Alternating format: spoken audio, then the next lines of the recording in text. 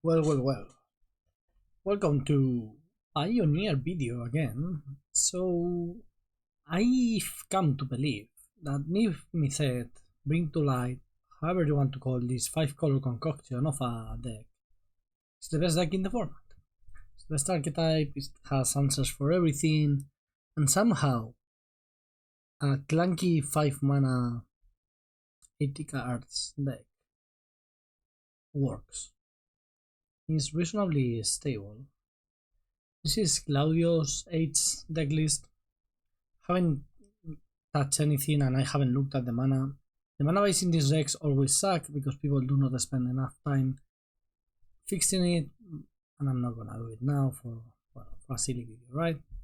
So Lightning Helix, the new is Pillage the Bog, which is impressive.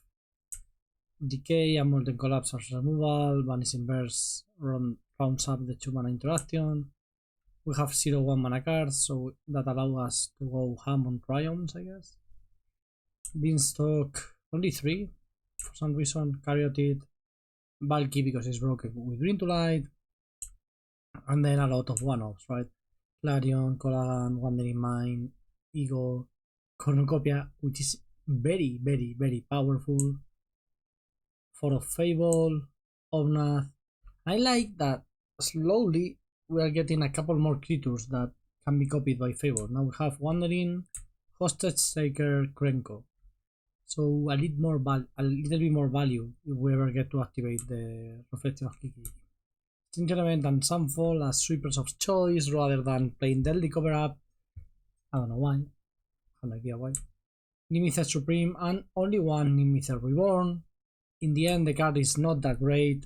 It's a big dragon and it draws you between 1 and 2 cards, sometimes 3, sometimes 0. So, you know, an average of 1.5 cards, I would say. This one is actually surprisingly good. It's very hard to kill in the format. Like, we have Mono Black and Phoenix who cannot kill it once it's in play, and then you get like infinite Bring to Lights and you just win. Roxanne, probably a new addition just to try it out, but it's solid. It's been played in some versions of Amulet Titan in Modern. The Scarab God, I mean, we used to play this one in 2020 when the format started, because the idea is you had Niv-Mizzets, 4 of them, and when in the mirror they Unmoored Ego the Niv-Mizzets, you go with the Scarab God to win. And Leyline Binding to round up. Removal, Cyborg is a bunch of cards, we'll get there when we get there. I just want to play less battle. Okay, let me reveal my companion and get to battle. Jegantha versus Yorion, and we have a hand that gives us turn 2 Leyline, turn 3 Fable, right? Godless 1, 2, 1, 2, 3, yeah. So this has to be a keep. It's probably some form of aggressive deck, so having turn 2 Leyline without taking any damage seems like a great plan.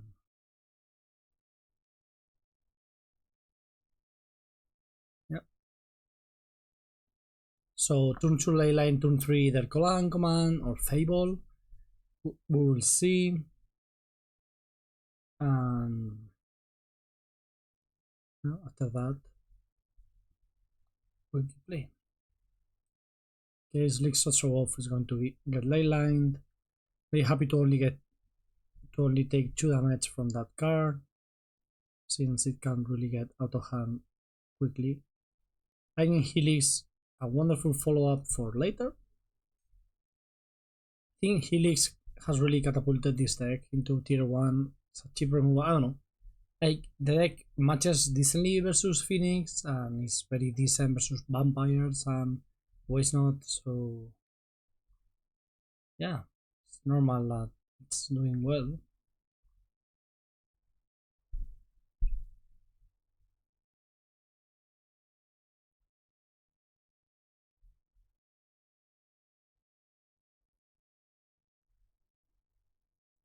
Okay, that flips and let's go. 3 cards left. Yeah, I don't mind going tap Stomping Ground, Lightning Helix. It's not the best way to use our mana. We could go land K command, make you discard the last card in hand. We will go down to 8. Yeah, I don't think we can lose next turn. So yeah, I'm happy going for the damage plus discard combination here. You discard and I kill Kumano. Killing Kumano just in case they don't draw a relevant spell. Well, that's only 1 damage versus 2. If they go like land, take Gigantha into hand for example. They know the Bugbear is kind of scary, but they still need another land after this top deck. Okay. I'm going to go with Up the Beanstalk. Oh, they forgot to take the Gigantha. Seems. So we're going to get Forest. Okay, Up the Beanstalk. Leaving the Lightning Helix up. Alright, another land. Still fine. If they draw a land and activate then, we kill it. If they draw a spell, we kill the monastery. And if they draw another creature, well, we kill one of them. Awesome. Awesome. So this is a classic. They have drawn 2 lands, but at least the second one gave them the den. Now Fable stops the monastery somehow. And we start deploying the rest of our lands. And try to keep our life total nice and healthy. Wow, that's a wonderful, wonderful draw. I don't think I'm going to have time to cycle a lot of the Triomes, so I'm playing that one. Because I may need the untapped land for later. I could have played the Leyline right away, but there's no reason. The only reason would be if I draw a more relevant spell than the Fable. It's hard to justify a more relevant spell than the Fable. And now we just got them. And I think this is complete GG. I mean, there's no way our opponent is getting out of this situation. Magic Online is lagging. Okay, that was nice. So Fatal Push seems nice. Pick Your Poison kills Kumano and kills the flyer, so that has to be good. Kambal seems decent. Gargaroth seems decent. This spell can be countered. Creatures you control can be countered. And has flash. Another creatures you control have trample. It's not bad for a fight. How is this so little played? Because it doesn't do much, right? You play the kill it GG. I don't like this card. I remember this. This has been played. Like the deck has been around forever, right? But it's a 6 mana card in your Bring to Light deck. I just don't like it. I think I understand why it's there. I don't like it. So Unmoored Ego is the first easy takeout. The Scarab God probably too, since it has no direct impact on the game. Roxanne seems decent, right? 5 mana, kill something, block another something. Maybe not, maybe it's way too expensive. One Up the Beanstalk can go out for sure. Wandering Mind seems super weak. Krenko is a 4/4. That's amazing. I'm going to take Roxanne out because being an X3 I don't think it's going to be so great. Maybe I'm wrong. Let's find out. Oh, I could have taken out Valky. Valky is always weird because, yeah, of course you don't want to Valky in most situations. But if somehow you have managed to kill a couple of things, stay at a healthy life total, Valky is just going to win you the game so easily. It's weird to, weird to not have access to it.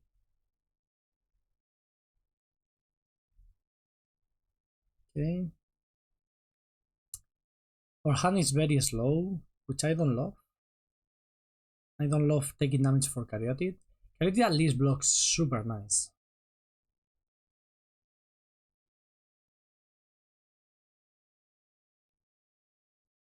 Alright. This kind of start is going to probably demand a sweeper. Audacity. Let's put into a out from the graveyard draw. Alright. Leyline. Fatal Push. Fatal Push is the reason to play Indatha Triome first. None. Alright. Going to go with Breeding Pool, Caryatid. And remember, always block with the Caryatid. I mean, not the monastery, but always block the Soul Skull in this position.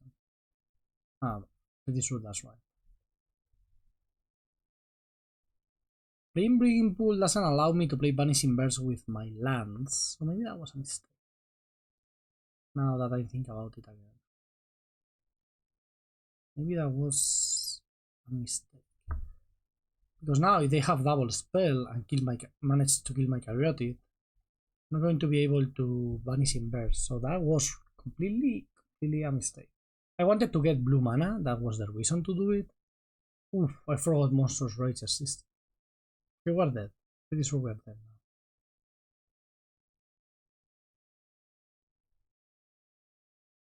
now. Not like dead, but you know, dead.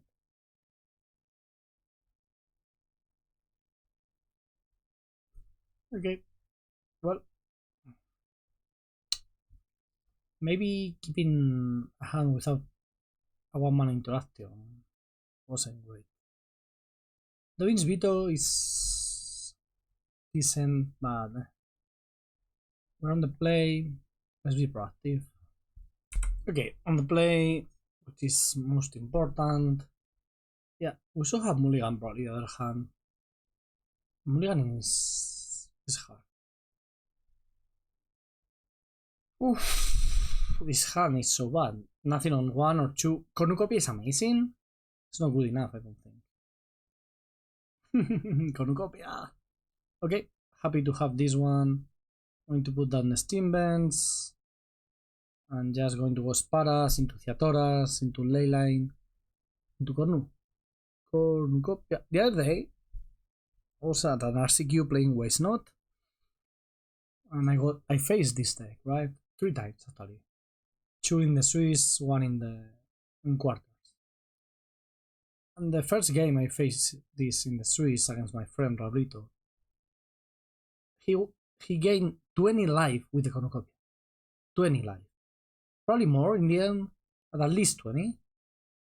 He ended at some point he was at 2 life. Or 4 life, something like that. So that Cornucopia, like, I dealt so much damage to him that game, and somehow it didn't matter. I may want to change my play here now. So if I go this at the Beanstalk, you know, I don't think it's worth it. I'd rather play it super safe with the Leyline Binding. There will be time for the Up the Beanstalk later. We don't need to draw 5 extra cards to win this matchup. We don't need to extract absolute maximum value.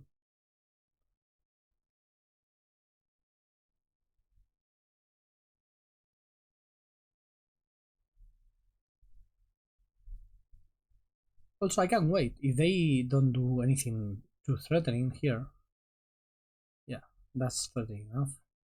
I could wait, so I could play the Leyline Binding after the Cornucopia and gain the life from there. I'm going to draw Pick Your Poison now and regret that choice. Well, I didn't, so I stand correct. Alright. Now this is the turn I expect them to explode, and our hand is not very well suited to do well anything. But we have very good draws. Any 5-drop now is going to be amazing. Cornucopia, for those of you who don't know the card, gains you life equal to the colors of the spells you cast. Only once per turn, but you can choose. So the idea being that if you don't want, like if I play a Bring to Light for a 5-drop, I'm not going to gain 2 life with the Bring to Light. I'm going to gain 5 with the Niv-Mizzet. So please, let's get a good draw now. Something good. Something good. That's probably good enough, but still I think I want to up the Beanstalk first. See what's up. No, I don't want to gain life, just in case I find something better. That's better for next turn, so that's nice. It's just the life total you gain with the Cornucopia is just impressive. Yes, now I would like to gain 1 life. Next turn we play Niv-Mizzet, gain 5, draw 1 or 2 cards. That should win the game for us if we are still alive by then. The last turn wasn't too powerful.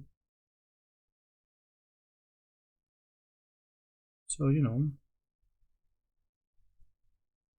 Tap land. Removal, I presume. Audacity. Audacity is nice.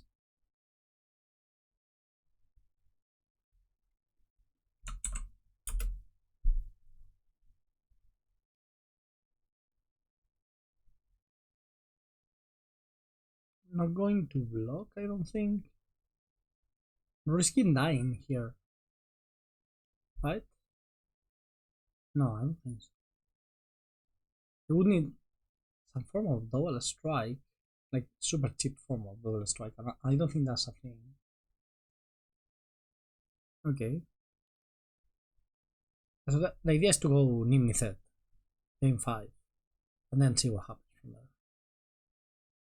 Hopefully find a cheap spell we can play and trigger trigger the Cornucopia again. I'm going to scar at least Watery Grave. Okay, that's nice enough.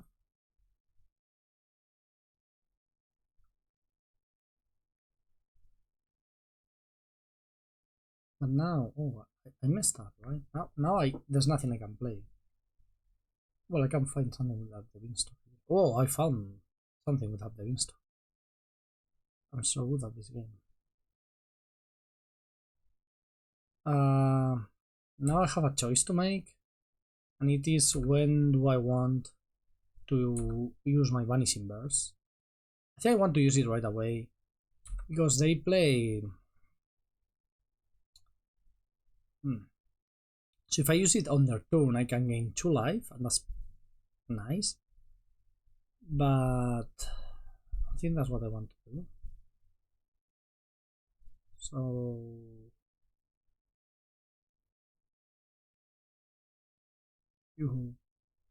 oh, I can kill this and this. I kind of like that. So they're basically the same card, right? The Question Read and the Monastery, but the Question Read stays bigger forever. So this way I get to kill both. Plan next turn is to go Niv-Mizzet Supreme, probably. Get another 5 life, draw another card. And yeah. Cornucopia gained us already 6 life this game, so we could be at 9 without it.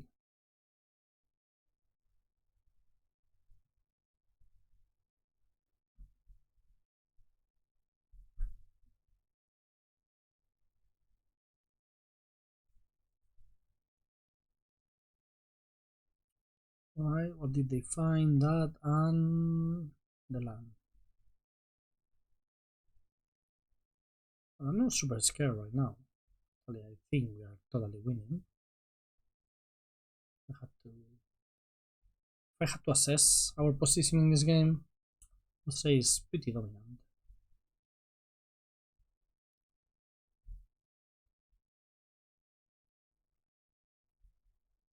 I was going to do this to gain 5 life and draw a card.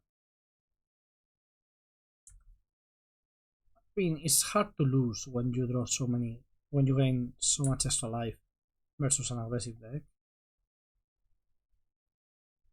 Now I just attack with my Goblin Summon. Well, I'm with the Niv-Mizzet. Let's kill them. Now I'm fine with playing the spell on their turn, because now they are the ones that have to be proactive. That's super dead.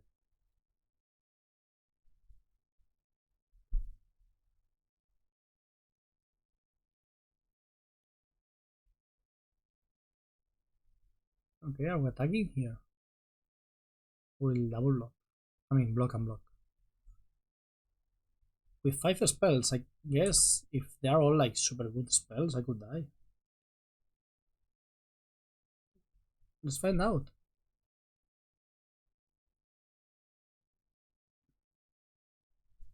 The thing is, I don't have to do anything until they kill me.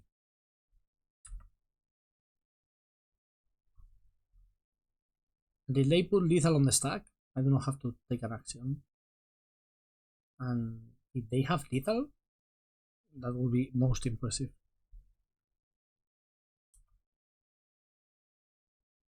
Wouldn't that play with fire be better killing my reflection before blocks? Maybe not. Tarka's command, that's nice too. I think that reflector Kiki should be there. Unless they're going to give trample to the monastery. But it's going to. Right now it's blocking a lot more than just 2 damage.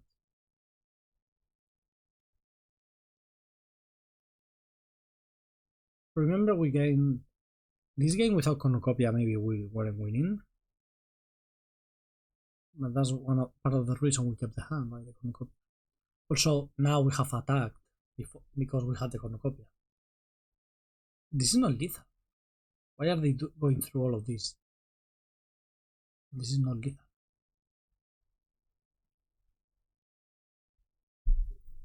Okay.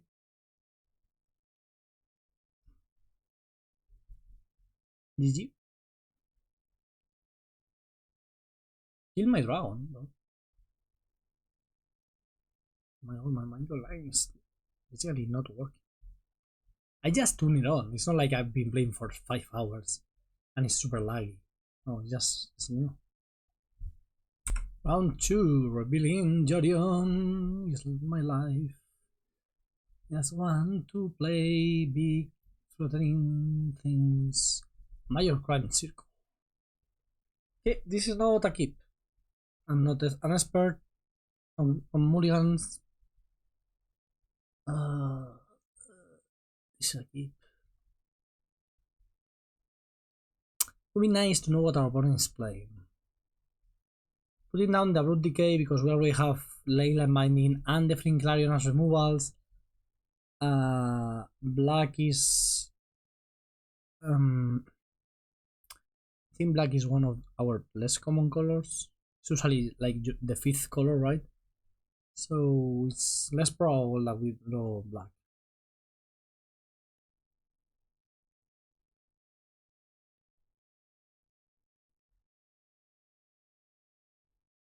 So thanks for that Urbo. People stop playing Urbo in your decks. Okay, it's time. It's time to stop playing Urbo. I mean, I guess vampires with all the mutables and stuff, you need the Urbo. But feels wrong. If this is a Bane Reaper, that's going to be problematic for us. It's not easy for us to kill a Bane Reaper, actually. Yep. Turn 3 Bane Reaper, easy. Going to kill the Sorin. And the plan is to Fable into Bring to Light.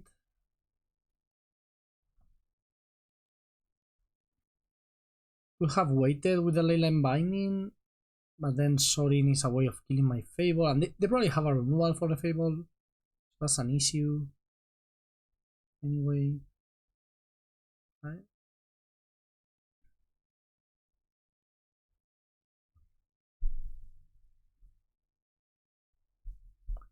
If somehow the Fable doesn't die, and I get to attack with it, well, that would be a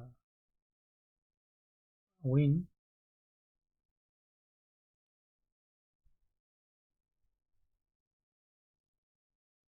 Push or thoughts? Oops. Alright. Just need time. And it's hard to have time versus a 6-5 that attacks kills, drains you when it kills your stuff. How greedy do I want to be discarding one land here? Classic me, discarding all the lands. So what happens if I play Omnath and it gets killed? I go down to 10, gets killed, go down to 8. That's not lethal. But let's not be too greedy. Oh no, but I'm going to need... So if I play Omnath and it dies, I'm going to need another land that doesn't deal me damage. So I have to put this away.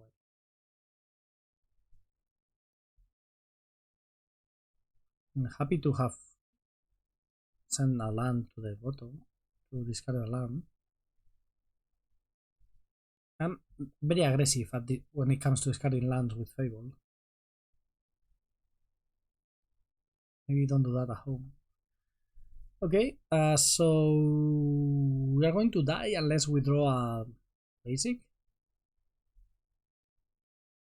We don't really have. I mean, we have 5 basics. We need an untap land that doesn't deal us any damage. That's easier said than done.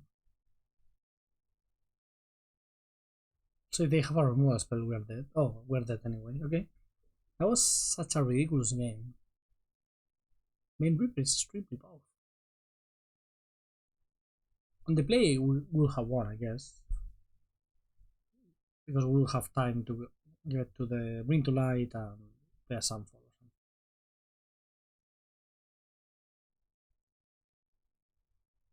Yep. So this matchup is maybe the reason to have Sunfall over Deadly Cover Up, right? Because Main Reaper will kill you.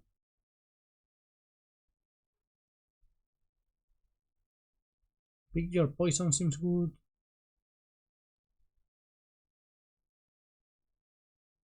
We're Unmoored Ego.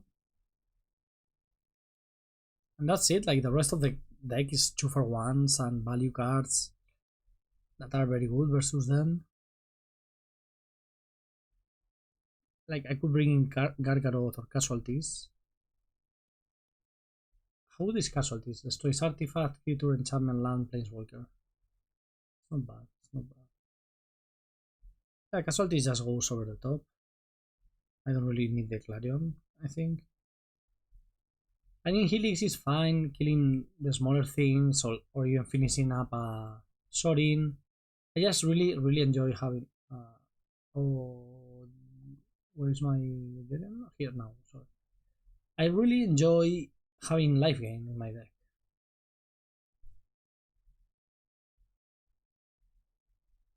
Yeah, solid hand. Solid hand. Missing blue mana, but Pillage the Bog is so good.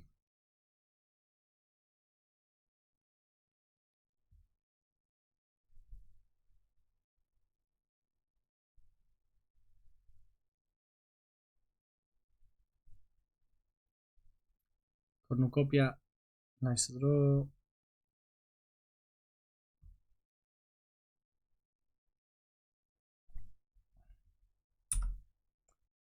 I think you want to play the bog with at least 5 lands in play. Ideally, you plot it, you play with 5 lands in play, you find a Bring to Light, and you play the Bring to Light with those 5 lands. Discard spell.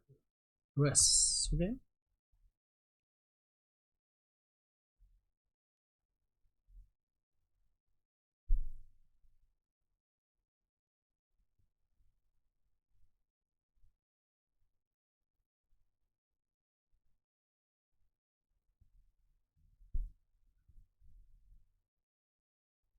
Oh, that was a good draw. Assume it's right to play. Did they keep a 1-lander? Why? Why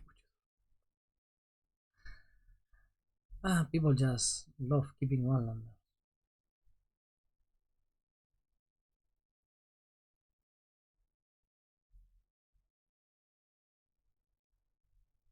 Okay, removal is fine. They may have the combo. That's the reason. I really need a land here. I'm going to discard the Scarab God. I will pick it up later if I need to. With the Leyline, with the Kolaghan one. That kind of sucks.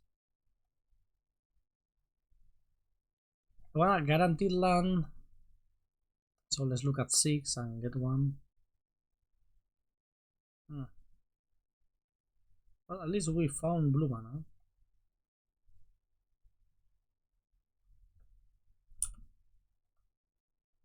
If they go land, sorry, in Bane Reaper, that's annoying.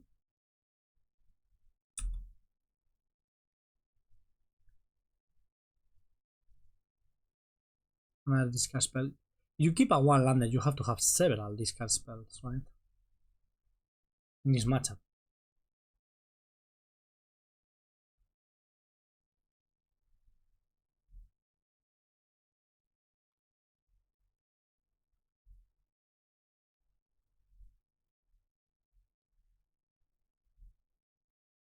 Wow, what a nice draw. They're just drawing so well after they discard our hand. Of course, that's what happens, right? That's only how it works.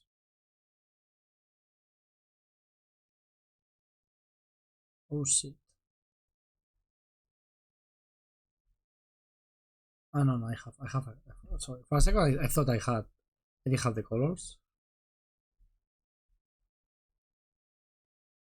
Can I find a fetch land?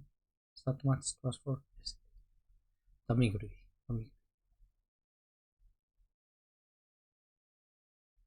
Okay, I assume this is going to be Soaring Bane Reaper.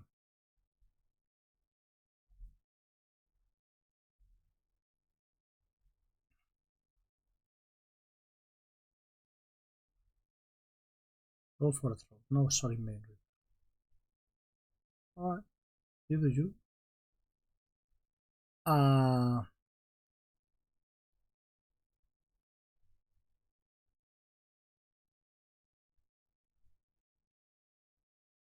Going to attempt to copy the token right away and gain some mana here.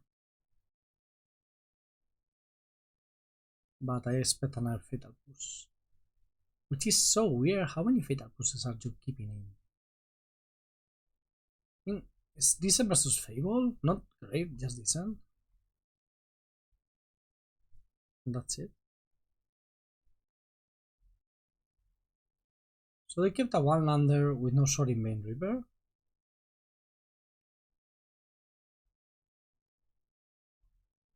With Selly.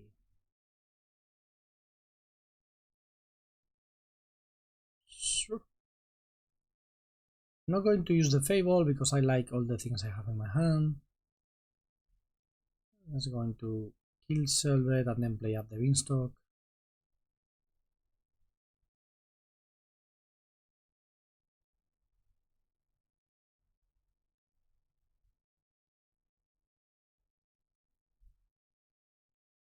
Probably just win with the two Fables. Finding a land would be nice. Would be nice. Would be nice. Hamilton on your side.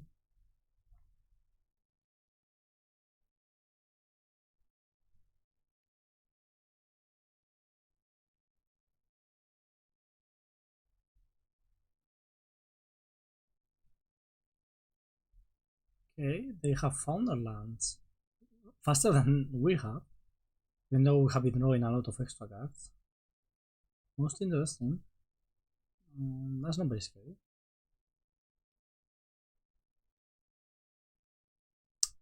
Where is that? Let's do this. Doing this just because it allows me to draw extra cards and me find a land.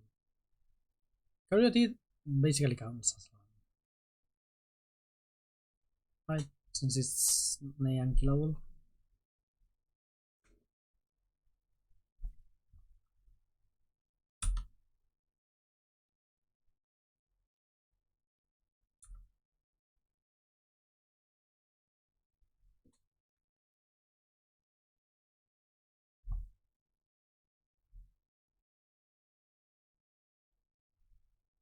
the rest, that's fine.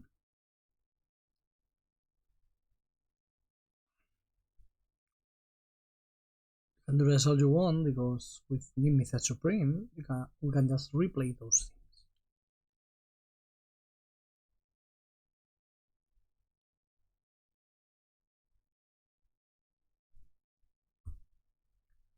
Okay, finally. Took forever, right? To do that.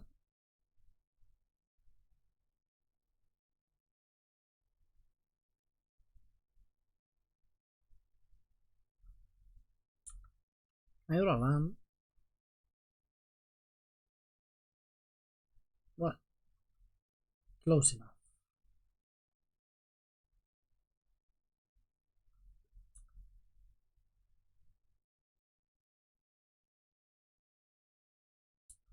Okay, land. Happy.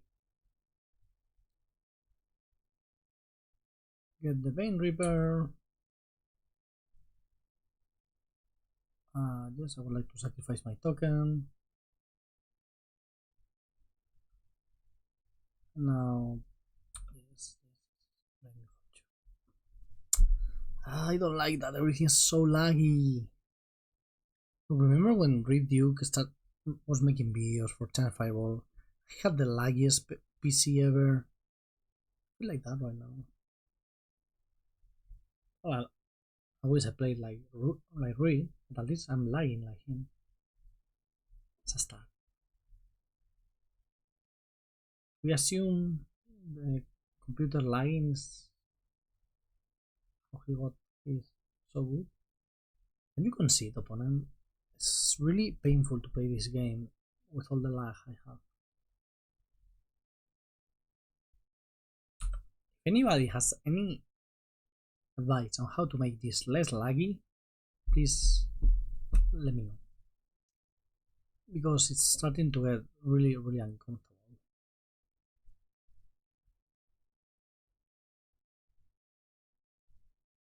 I can play a Casualties of War next turn, if that's something we want.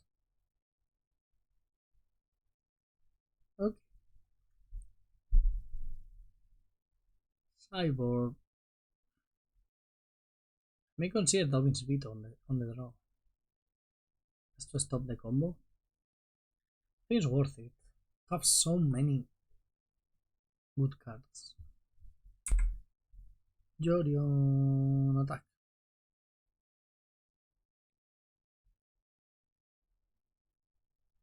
Okay, we have a lot of lands.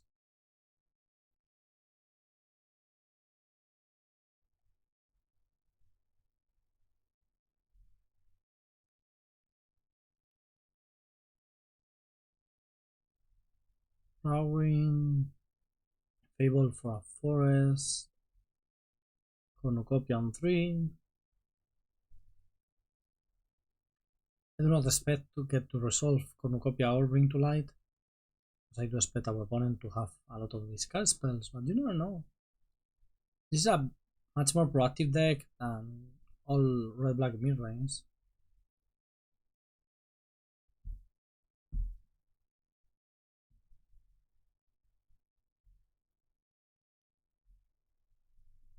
Oh, sucks. That would have been a nice draw if we had the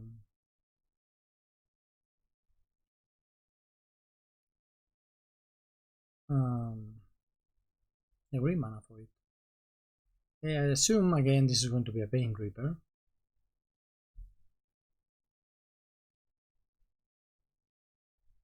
No, no Vein Reaper. No comments. No comments. Foresta.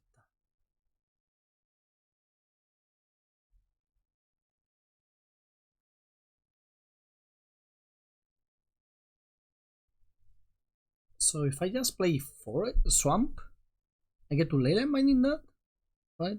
Island Mountain Plains Forest Swamp. Yeah. Pretty neat. Pretty neat. Not going to lie.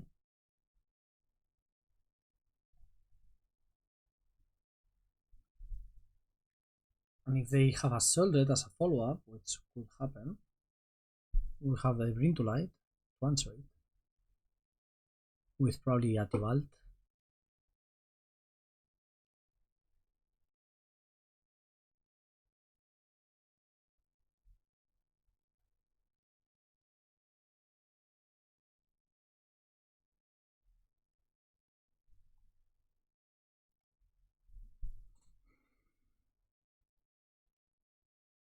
No play. No play.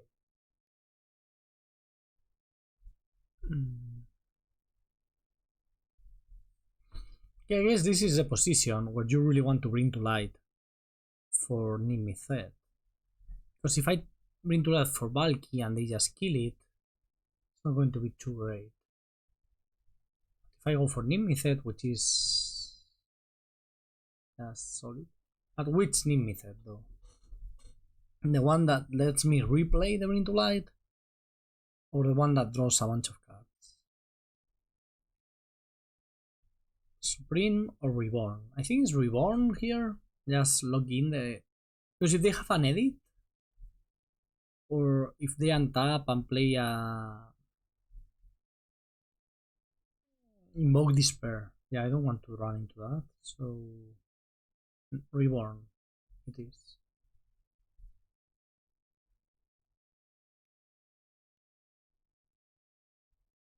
Just gain 5 life. And resolving. Got Decay and Burst. And send down a couple of decent cards. Yeah. So if I could have gotten either bulky or the other Niv-Mizzet, but those truly run into the problem of either Bitter Triumph or Soldier Theory. They are just attacking with the Hive. Why? What's going on? They kept 7.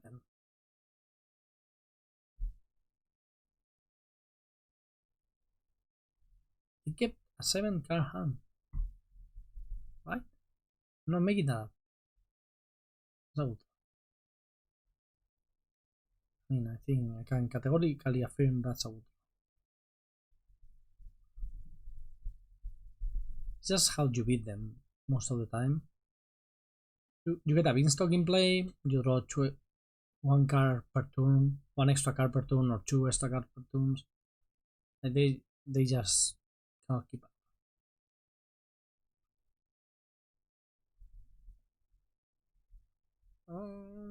Yeah, sure, why not? That would be good. Maybe. If our opponent chooses to play cards, that would be good.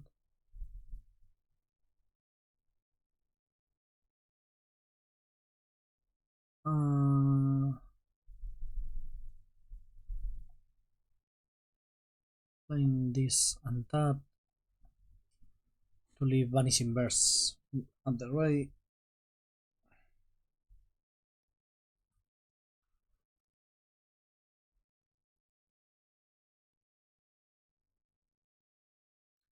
Vanishing Verse doesn't kill Mutable.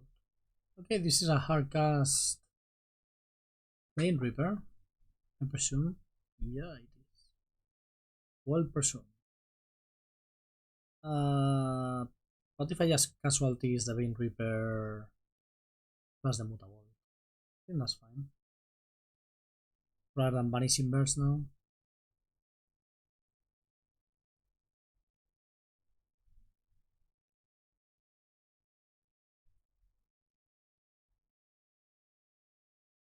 Creature and land. Immutable because, as I have mentioned, we cannot really kill it ourselves.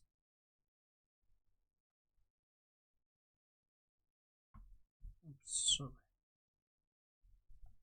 Ideally want to leave Cornucopia up, Creature and land. Yeah, this is so clearly for the mirror match, but it doesn't feel wrong to have it here. It's a 2 for 1, 3 for 1 thanks to a Beanstalk. Why wouldn't I want that? They probably have another Bane Reaper, and that one is going to be quite annoying.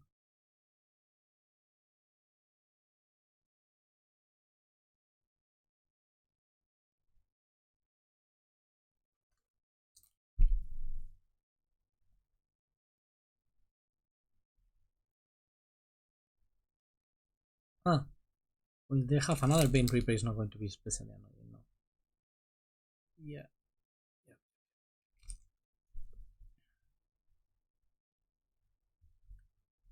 If they just want to activate the Hyphen attack, go for it, boss. I hope they go land backup Bane Reaper.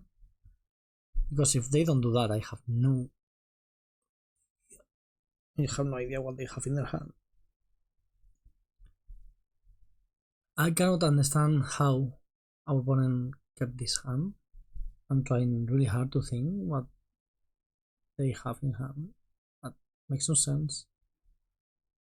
Not even a Solred. Like, Solred is good if you play like this card into Solred. Probably have at least one removal spell in hand, if not two. 1, 2, 3, 4, 5, 6, 7, 8. Jorion, blink up the beanstalk, gain life with Cornucopia. No, I'm not.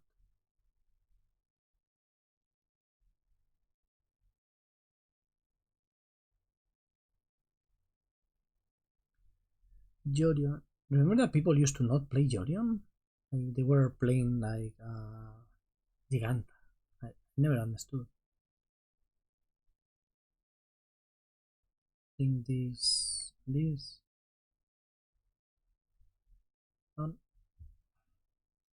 They insta-kill our Jorion. Well, makes sense because what else do they have in hand? They have 2 cards in hand. They have to have something.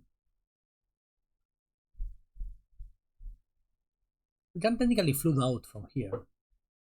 And that's where the power of the Triomes come in handy.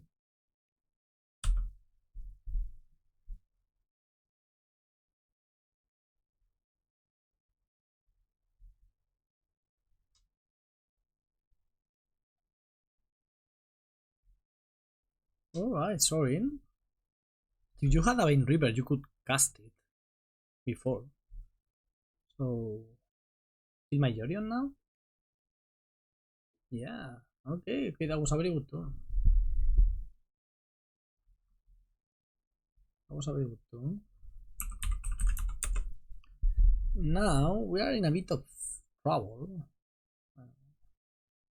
Just a tiny bit. That's nice. I would say that's a nice throw.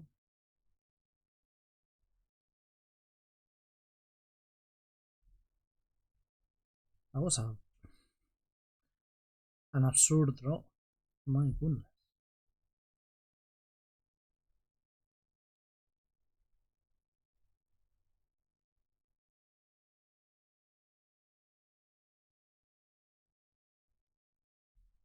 Right.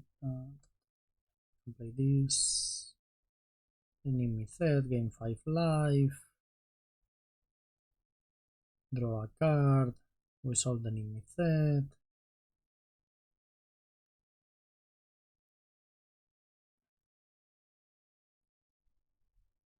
Draw a Krenko, okay? Buscas.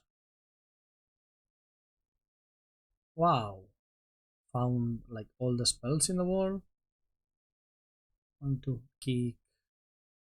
Land.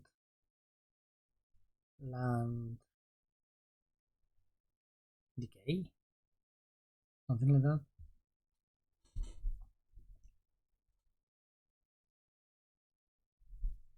Hostage Taker is not great versus Bane Reaper, I guess. You can sacrifice the other creature. Nah, that works. You have another creature. But if not.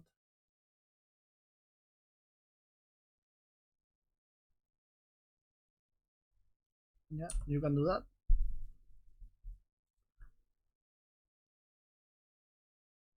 We are behind on clock. That's amazing. Castle Logwine. Sure. And they're going to gain a bunch of life here, so it makes sense. I will trade. Why not?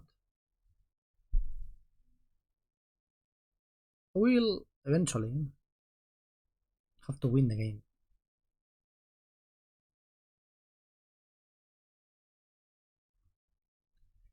with this version we are playing, we could technically run out of threats, right?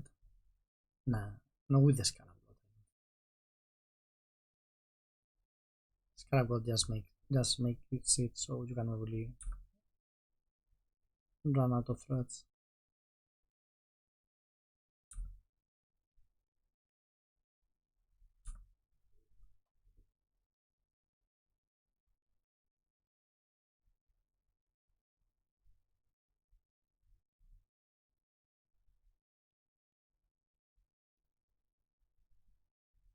That goes there. And this gets plotted to use my mana fully. At some point we'll start attacking. Push. Fine. We still have Bulky in the deck, which we can hardcast at any point to withdraw it. Another Vein Reaper. That's fine.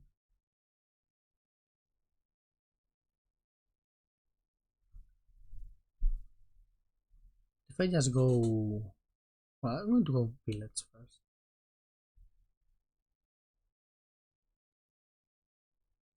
Do I want to gain 2 life? Sure, 2 is enough. I'm going to look at a lot of cards. Bring to light, Roxanne, Scarab God. 6, 10. This one has to be the Scarab God.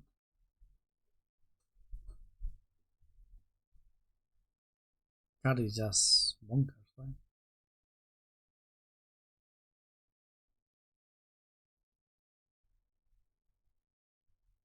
Huh. I don't really want that.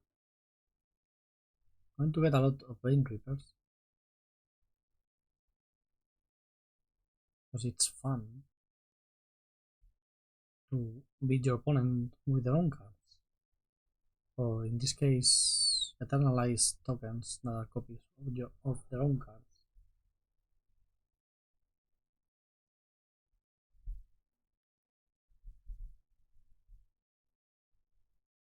Our opponent has Auto Heart still playing.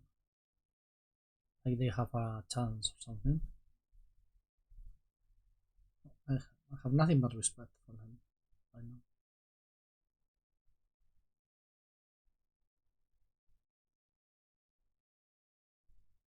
I could never play this out. It makes very little sense. Did you value your time at all? Again, our opponent may not.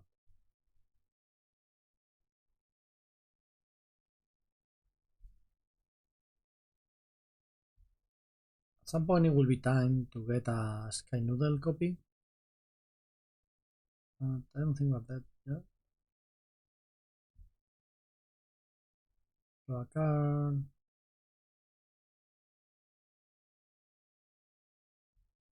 Mark is nice. But I want the Fable actually.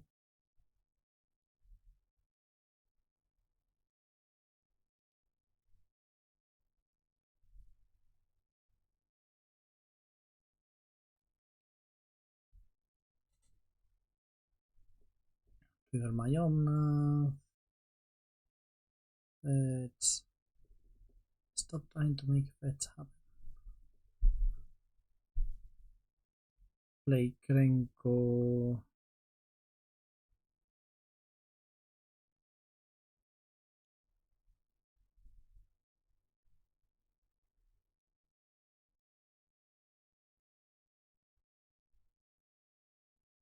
Yes, why not?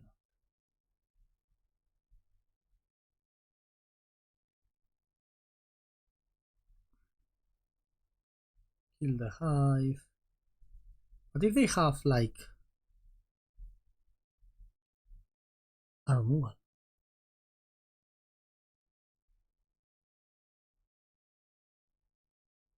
Like a sweeper. What if they have a sweeper? What happens then? I'm scared about a sweeper here, actually. I'm quite scared. Sweeper would be annoying. What sweeper? I don't know what sweeper they can have. But I'm going to do this to play around a sweeper. We'll have like Extinction Event somehow in their deck. So let's be cautious on that.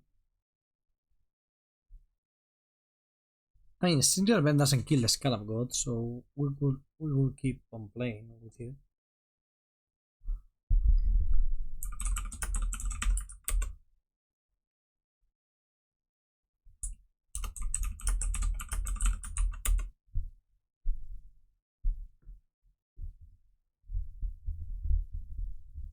Okay, not attacking. So drain you for 3. Oh, found the bulky. And the Lightning Helix. That should do it, right?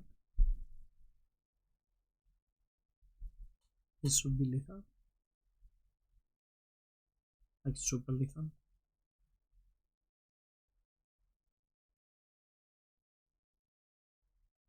Something like this.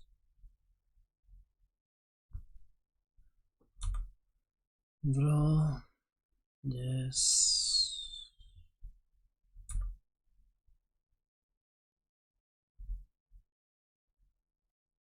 And that. We'll sacrifice a bit. This. Yes.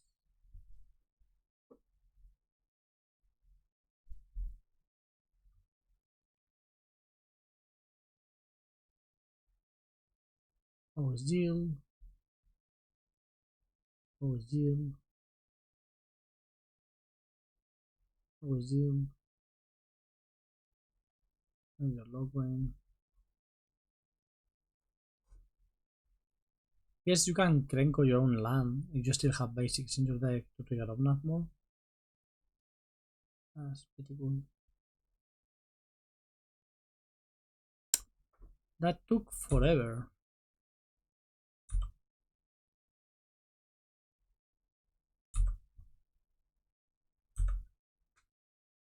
That truly took forever. Oh, right. 2-0, nice. Okay, El Gaiteiro. Awesome name. Gaiteiro means bagpipe player. So Gaita is a bagpipe, and Gaiteiro is the person who plays the gaita. So the bagpipe player. This is a hand I could keep. Putting down the hostage taker and just keeping a lot of 1-for-1s. That's what the deck does, right? Like you 1-for-1 up and then you draw one of your big mid-rangey cards and win with that.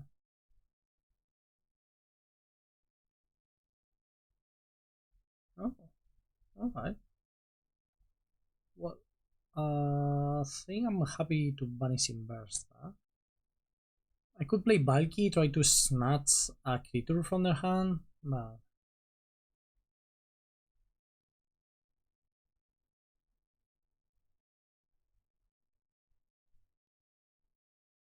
okay. So Mono Green has been doing some numbers lately. Seems to be in the midst of a comeback. We'll see what it gets. Okay, Cavalier. Wow, that's a good hand. You don't need Karn for these hands to work, right? So the Trailblazer is the new hottie. I'm going to take it, I don't want them drawing cards.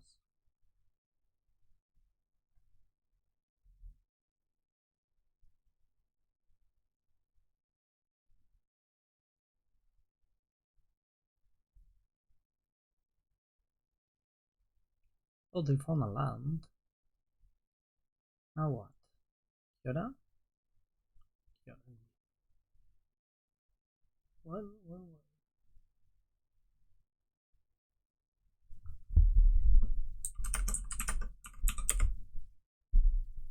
Steambench almost gets us there with regards to Cornucopia. What I think I'm doing here is K command, kill, discard, and attack Kiora.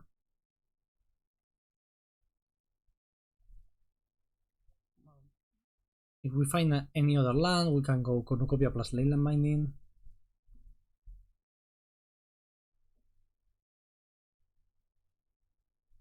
See what they discard.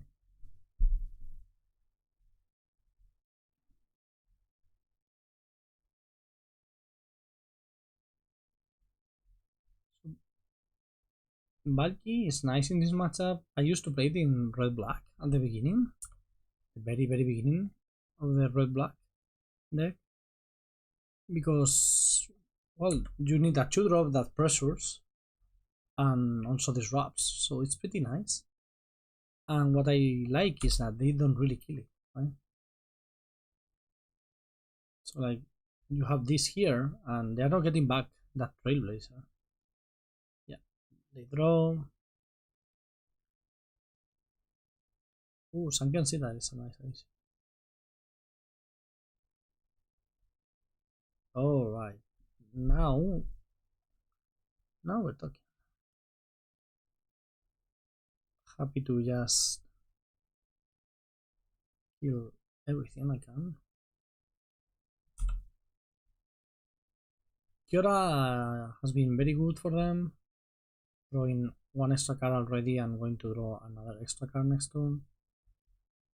But we are going to be able to Leyline Binding and kill the Kiora. We can even transform our Valky into this, making it so whenever we play another creature with power 4 or greater, we will draw a card, which is cool. Okay, they draw an extra card and they find another Sunken Citadel probably.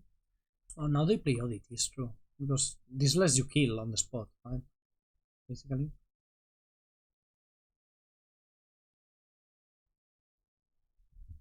Okay. One Day Mine is not bad. Let's play it. See what we can find with it. Probably better than activating Valky, I think.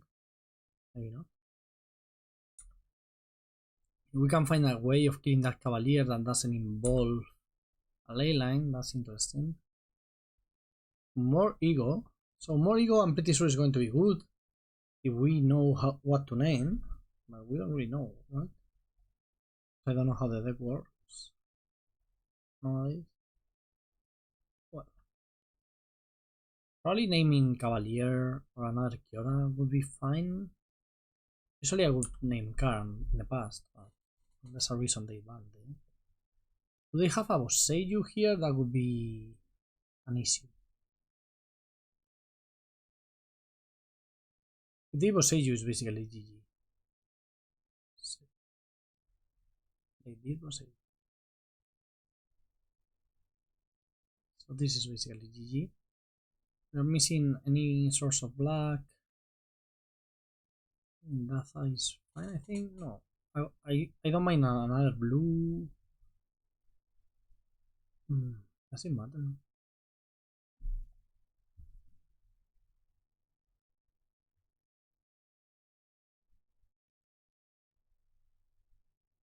Yeah, we're super dead now.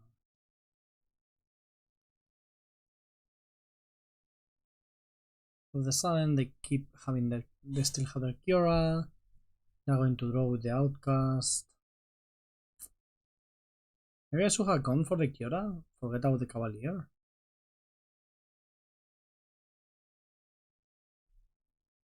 Maybe that was a mistake.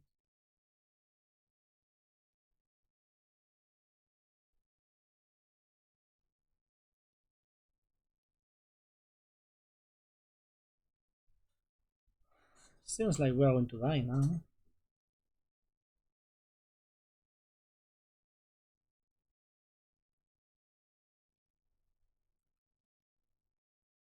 At least they lost the Kiora.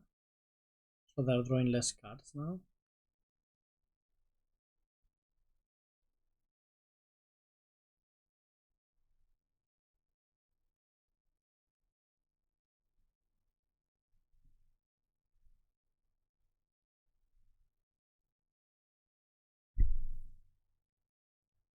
Invasion and Troll. And this is a classic. If we do find like a Bring to Light here, we get to sweep the board, that will be fine.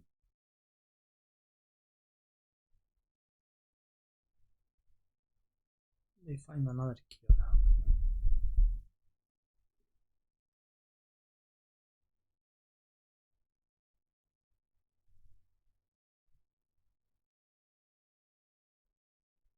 Okay. Attacking me, they're not in the battle. Probably aware that what gets me out of here is a sweeper. Oh, speaking of, can attack, right? Freely.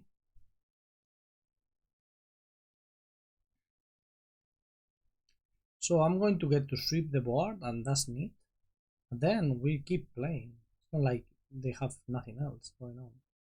They have the land. They can kill the battle and flip it. But if I don't sweep the board here, I mean, there's no way, right? I can afford to not sweep. So yeah, let's sweep the board, which is pretty nice.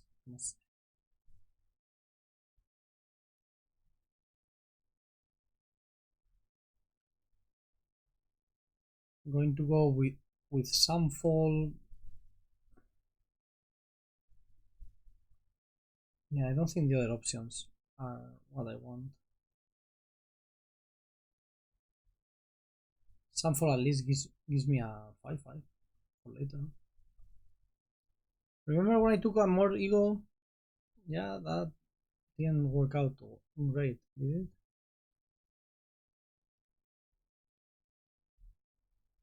Okay, first step for them on rebuilding.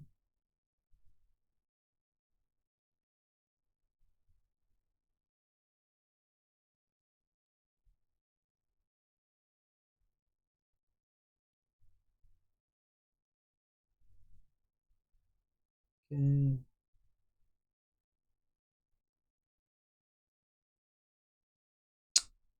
I don't see how we are winning.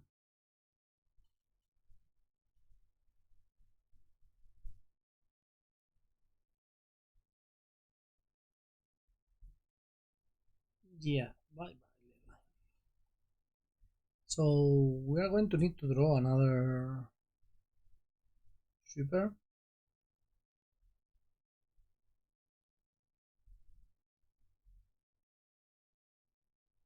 Let's see if we can get there.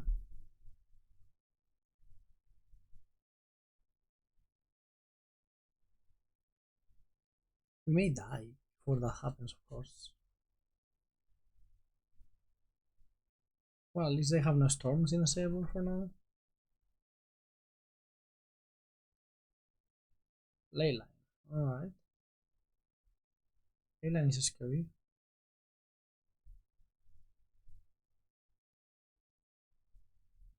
Hulking Raptor. Sound card. Basically, every creature they play draws them 2 cards. It's amazing. Amazing.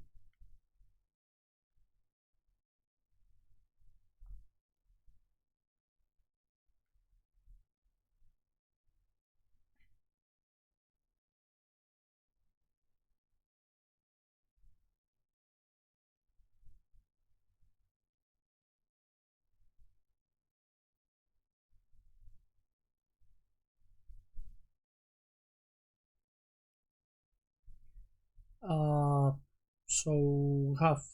I mean, that's quite lucky.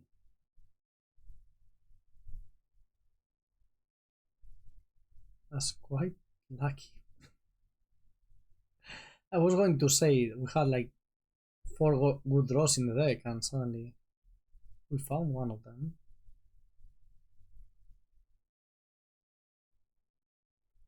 Issue here is this is an even creature.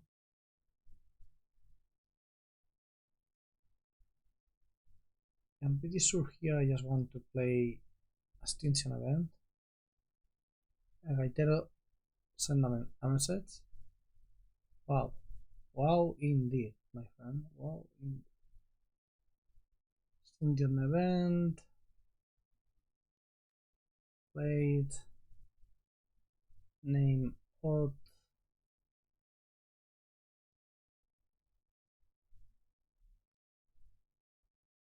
And then flip this thing, try to attack Kiora down.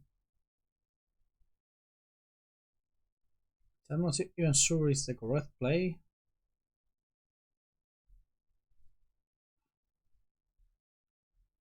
Maybe the right play was to stay back.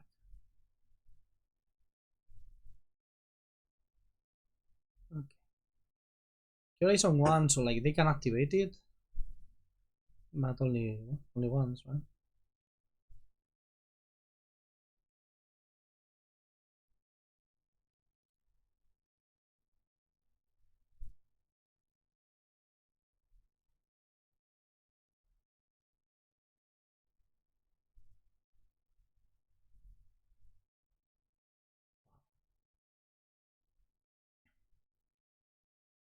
At some point they are making a million mana, activating the layer and attacking with it, right?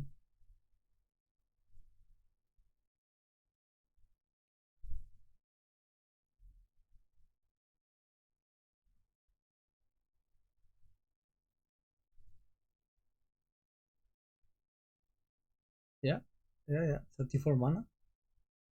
Super.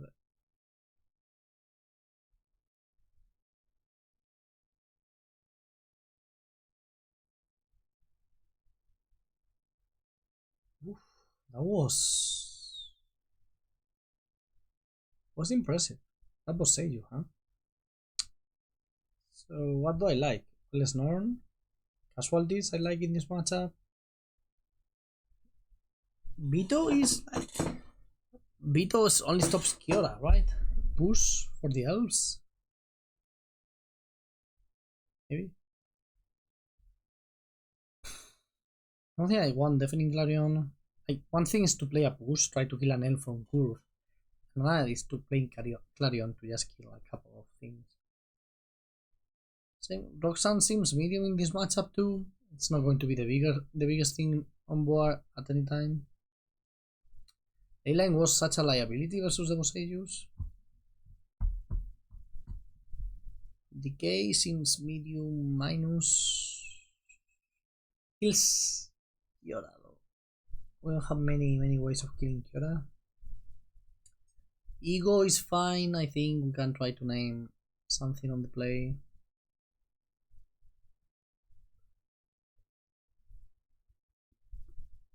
Helix is medium. I think Helix may be worse than Decay. Alright, yes. Jorion. Let's go. This is a solid hand. It's not amazing. I'm going to go Vanishing Verse the elf. They have to keep a hand with an elf, right?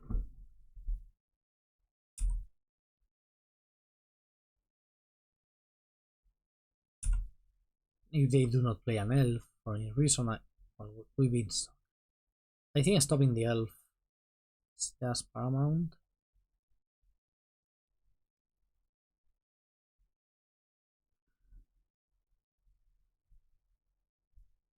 Okay.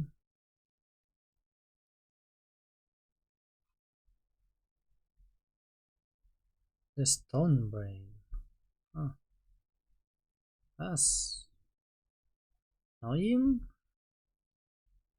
But also it really slows them down. What do you name with the Stone Brain? Niv-Mizzet? I mean, bring to life, I guess. Yeah, I guess you have to take bring to life. Yeah.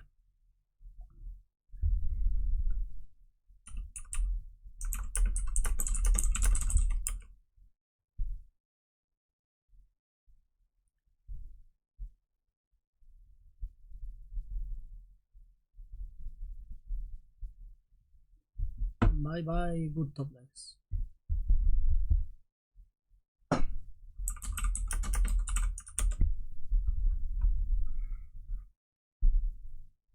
Hmm.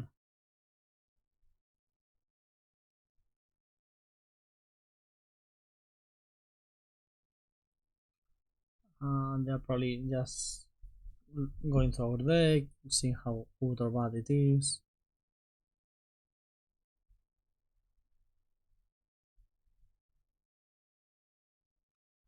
Okay. For Bring to Life. That would be a good card if we could play it. Maybe time to put Journey into our hand.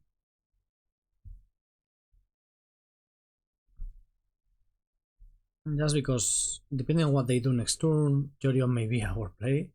Which is not terrible, like, you draw 2 cards off of it. So.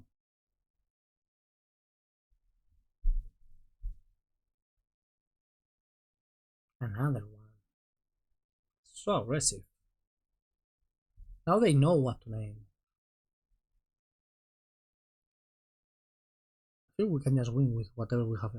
I would not have named Fable, I don't think. I cannot cast it, and now you're giving me a card. I don't know.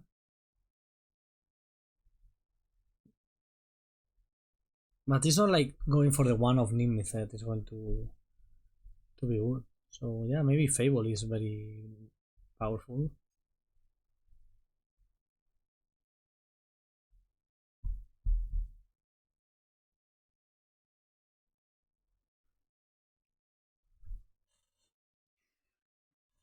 I mean, we are so good at this game. So they gave us the red mana when taking the Fable, and we somehow managed to find the rest.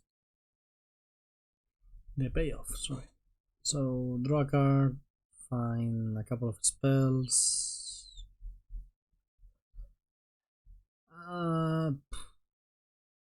Probably kicking the Krenko just because I cannot really cast it. And I want the extra land draw.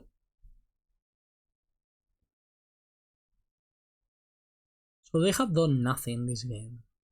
And that's why those cards like Necromancy, like Unmoored Ego and these kind of effects, they are so dangerous. Pick your poison now. And they keep coming. It's basically like they have spent cards not affecting the board or our hand. We have spent cards on killing them, on getting advantage. Right? Like I have drawn extra cards with my cards, and they have done a 1-for-1, which is not a 1-for-1 because we drew a couple of extra cards. This has a trigger, which is right now a liability for our opponent.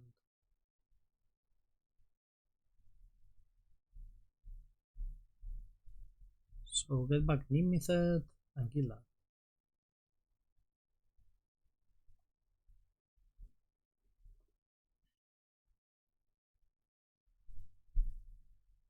You can have mana if you want.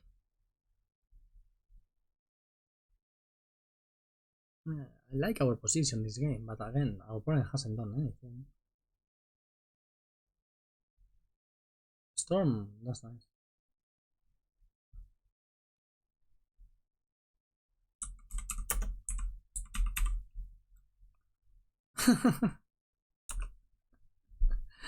Okay. No comments? No. Third Storm Ray. How many do you need? Do I even want to Niv-Mizzet here? Yeah, why not? Get it in place so they cannot extract it again. Sounds reasonable. Didn't I gain the 5 life the turn I played the Niv-Mizzet? Because I'm like very low on life. Probably not. Somehow. Yes, I forgot. Some more ego, what I want. I want to get Molten Collapse. I guess Hostage Taker is a card I actually actively want. Going to Pillage, try to find a land drop. So I will manage to find one. Okay. We are short on red mana, so let's take Savai.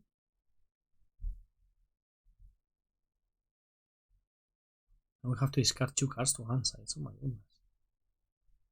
Vanishing Verse and 1 Leyline, just in case they decide to use the Storm Rain on our Leylines.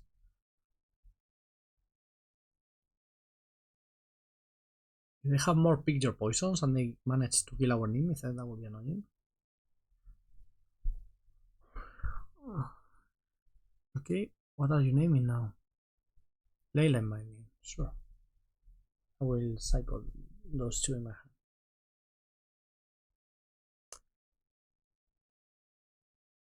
I remember when we were trying out Necromancy in this red-black sideboard, and sometimes in this situation you give your opponent 2 zombies and you just die to the 2 zombies. Because you have like all discard spells and everything. Yeah, so Wandering Mind, and then double Caryatid to set up my mana. I'm pretty sure we cannot lose this game, but who knows? Because I legit do not know what our opponent is playing, so in their deck. Pillage is nice. Happy to suspend a Pillage. No, happy to cast a Pillage. Let me find an untapped green. There it is. I want to hit my land drops.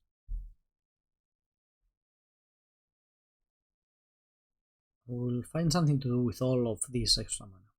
Worst case scenario, you can hostage take your own Niv-Mizzet and then cast it, trigger Up the Beanstalk, trigger Cornucopia, trigger Niv-Mizzet.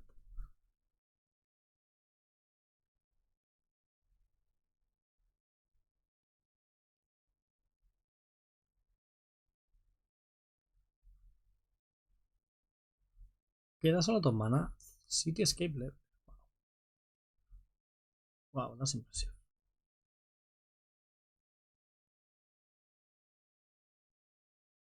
I will take it. You don't mind?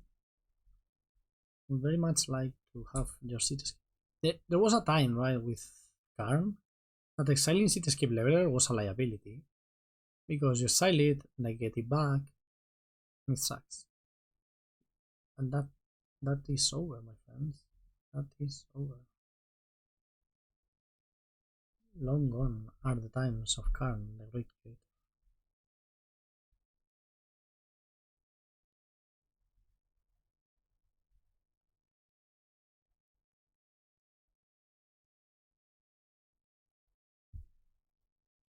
Perfect mana, huh?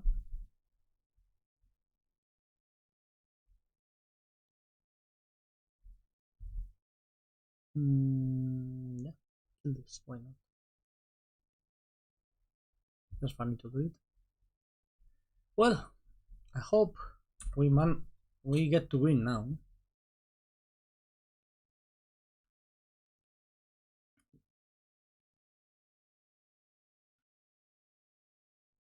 Okay, wow. 3 times. We got a Stone Brain 3 thrice. My god. That was a lot. Is Nothing Thief good? No, Nothing Thief could be good. Now that I think about it. I want to take out 1 Bring to Light just because they have so many ways of taking it out of our deck. I don't know, that doesn't make sense. That doesn't make sense. That works against Surgical Stratagem because you don't want them to discard it from your hand. But here you just redraw, so that's fine. I don't want a Unmoored Ego. I changed my mind on that one. Again, I don't even know what to name. If it's super early, yeah, Kiora or Nyctos.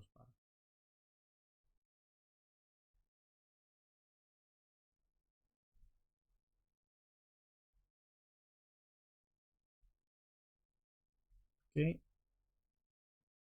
Let's see. This is a good hand. It's a very, very good hand. We have seen already how Leyline can really betray you, but it is what it is. Okay. Push doesn't betray you.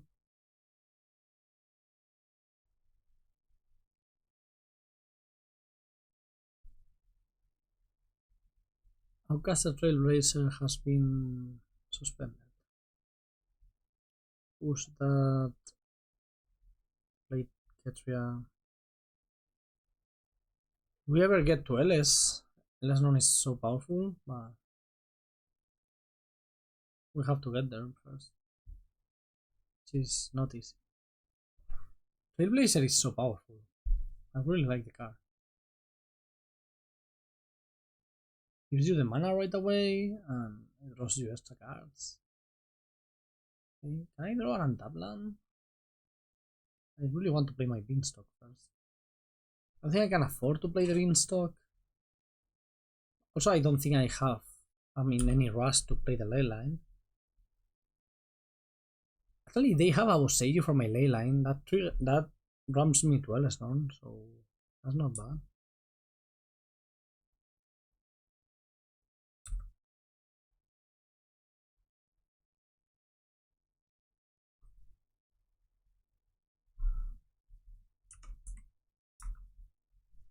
Sunken Citadel, that's fine.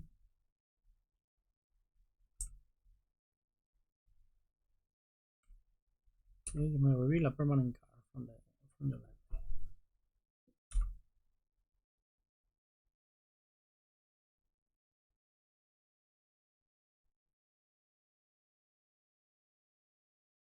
I think I want to take 4 damage. I could wait and take 4 here, so I can go Beanstalk plus Leyline next turn. I don't think that's something I want to do.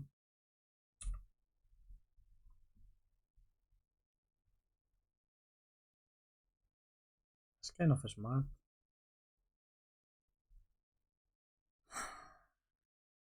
Doing it this way, I let them draw stackers with Trailblazer, but I'm stopping the battle anyway, so it's kind of similar.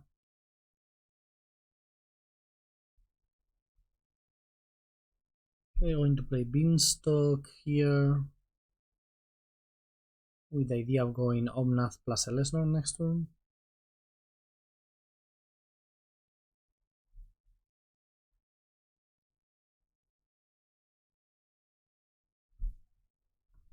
Elesnorn has, like, if they cannot go off next turn, which is not easy to do without a Nykthos, Elesnorn really stops their whole deck. I don't even think they can kill it. Maybe they can? I don't know how. Okay, you get back a mana and you get a card. It's awesome. They have a...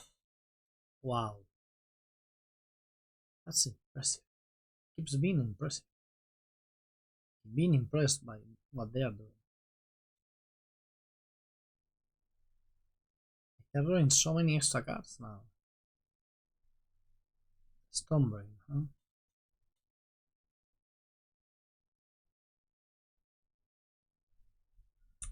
What if I bring to light for Sunfall here? I think that has to be right.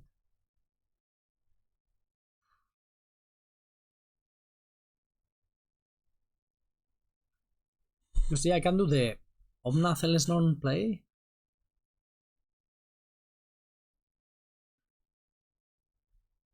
But if I Sunfall, I take them out of... I think I have to Sunfall here. I stop the Nykthos basically. They get to reveal. Sorry.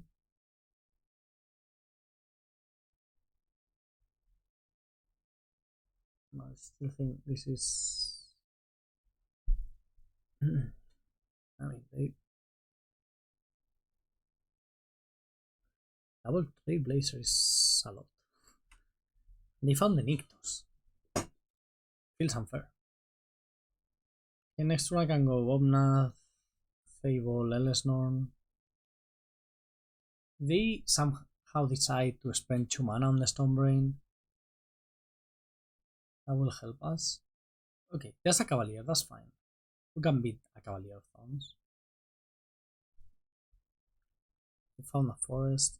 Yeah, this is what we needed, right? That was the main reason to go for the Sunfall. We need some extra time. How we got it? So Omnath.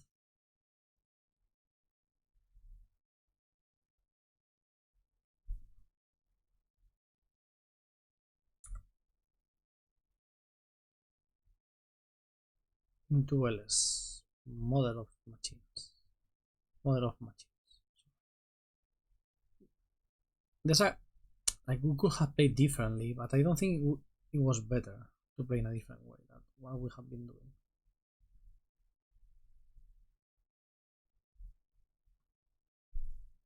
And as I said, LS Norn should really slow them down. If not, straight up stop. So now Trailblazer doesn't trigger, Kiora doesn't trigger, Cavalier doesn't trigger on ETBs. They found 2 Stonebrains with. If they find a way of killing LS Norn, that's another story. But them starting, they have 6 cards in hand, and they're starting with Stonebrain. Going for our ley lines, that's interesting.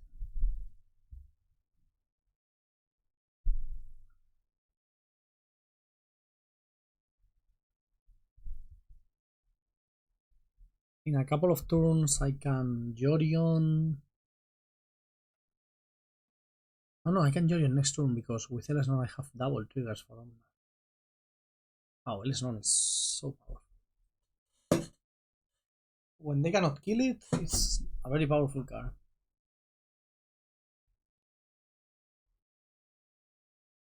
They all go troll. There's a lot of mana they have there. Hope they don't get to convert it into anything too broken. Storm the festival, okay. Not super scared, but maybe I should be. LS is so big also, like it blocks everything. Why mention I really like LS Norn? I played it at the RC because Massive said we should play one in. You should play one in blue-white control, so I did that.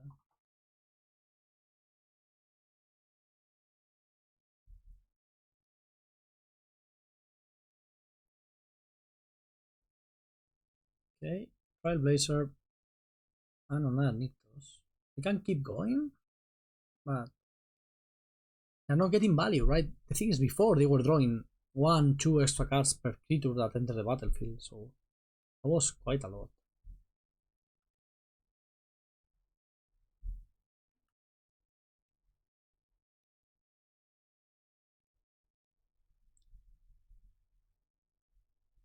Oh shit, are we dead? Oh my god, are we dead? That's so much mana out of nowhere.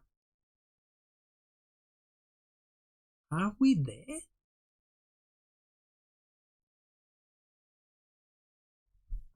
think we're dead. I can't believe this. We may be dead here. 8 and 6, 14. Yeah, we're dead. What the? There was a lot of Nykthos in the same turn. So no matter how I block, I'm dead, right? That's 8, 14, 19, 30 damage. And I have. Oh, I'm not dead. I have 11. I can block 11 damage somehow. So if I do this. And this just has to block somewhere. I'm not dead like this. No, I'm dead like this, right? Take 4 and 5, 9 and 10, 15, 21. Oh shit, the only way of surviving is to kill my LS Norn. Because that way I can exactly soak up 11 damage. Now I take 12, 17, and 1, 18? What? Oh no, and 1 from here, 19, yeah. This is the only way to survive. Oh shit. Holy shit. How? How did this happen?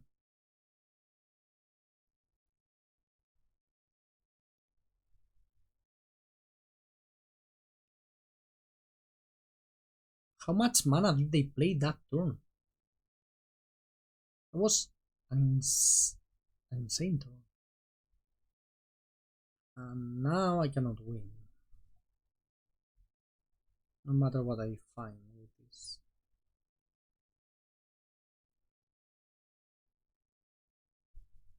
Not even Bring to Life gets me there. First of all, because I don't have another Sunfall, but even if I did, Layer would kill me. I am so impressed by El Gaitero and that mono green deck. That was insanely impressive. That was... Okay, no time to recover, just play another game.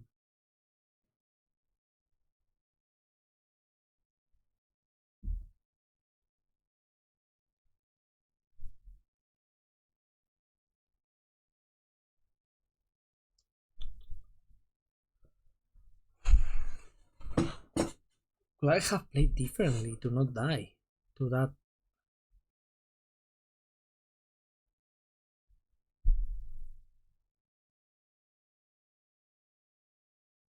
I'm in shock.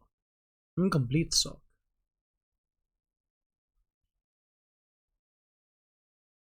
I thought we were fine, right? They didn't have ETBs. They had a bunch of cards in hand, but to explode that way? Even giving haste to everything? This doesn't seem like a good hand versus Amalia. That's it. Right. Technically, they don't combo us next turn. Can take out the combo from the deck, which will help a lot in winning the game. I don't know how good or bad this matchup is. It seems like you have a lot of sweepers and answers. Amalia is so fast and resilient. And we could be dead right now. Doesn't seem we are. Since we are not dead, I'm going to go for Wild Growth Walker here. So at least we stop the combo. And then we play a fair game. This is probably a Core of Calling for 1. Oh, they gave up. Huh. Not sure that's right. But I'm happy with it, if that's what you want. Just bringing in a couple of Fatal Pushes. I don't think I need any of these cards. Just push and taking out Krenko, not really worth it for this matchup. Roxanne should be amazing. Valky is still good. Clarion good. All the removal is good. What is bad? Probably Up the Beanstalk. I don't think I need to draw so many extra cards. Okay. Wow, I'm still recovering, huh? That was the most insane thing I have ever seen. It's a terrible hand.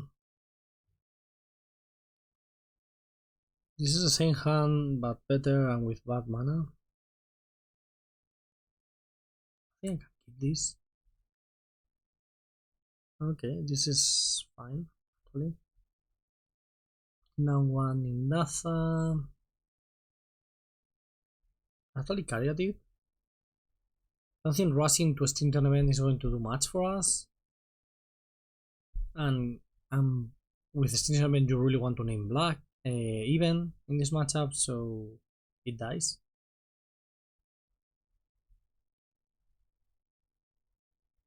Okay.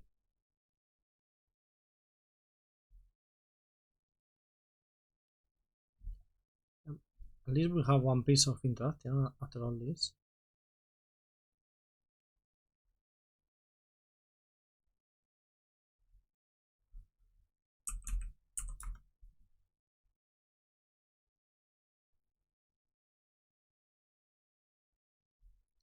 Keeper is fine. I'm going to play that because I don't really want to take the damage for the Vanishing Verse. What now?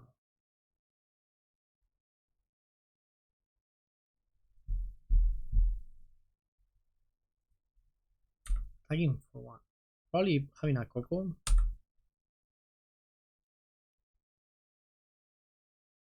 Coco is lying.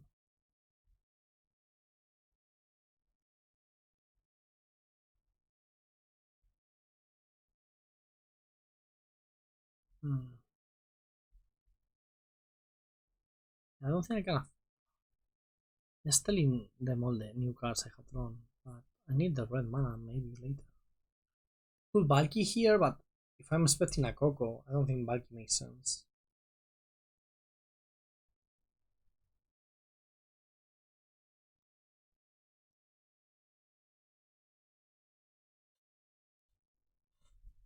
Okay, passing the turn. So they cannot combo while we have the Vanishing Verse up, unless they have a protection spell, which they don't have right now. Holy shit. They missed. Completely missed. 0. No creatures. Did they misclick? Because you remember at some point they changed the interface for Collected Company. So now you have an OK and a no. While before, for a lot of years, you had only the OK button. Maybe that changed. Maybe they misclick then because of that stupid interface change. That would be quite sad for them.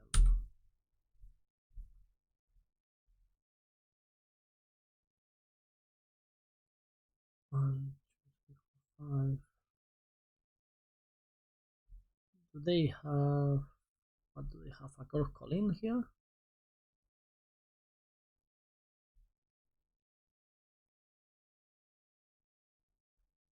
They may have a Core Colin. Let's look at the hand, other hand, and see what happens. What do you have there? Yeah, the Core Colin.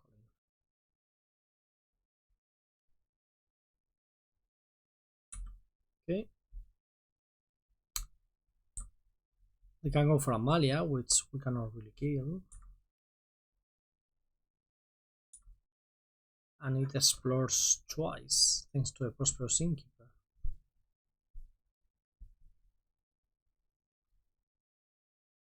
Yeah, I think getting Amalia here makes sense.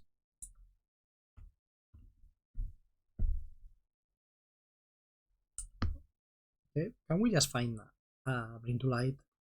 We have been very good at drawing Bring to Light when it matters. Okay, putting the Mirror Safe Kicking back and drawing Deep Cavern Bat. This is actually a very okay card to get live on top, since it's extremely annoying. Why not? Strategy Specialist. Okay, going to kill one of these before they get back the bat. So they only explore once.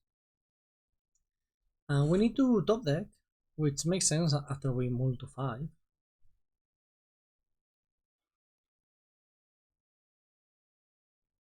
So yeah, let's see.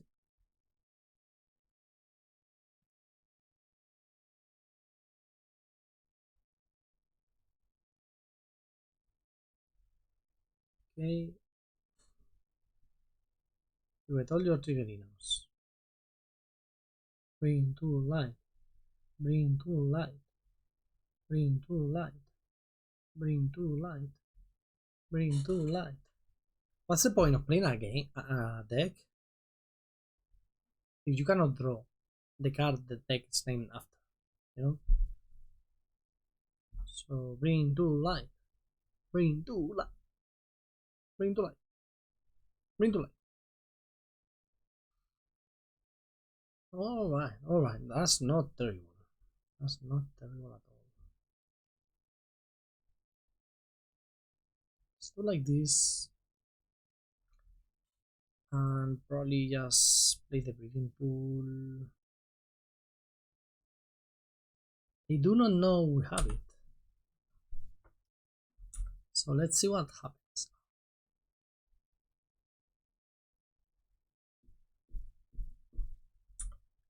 Attempt to block the Strathean Specialist.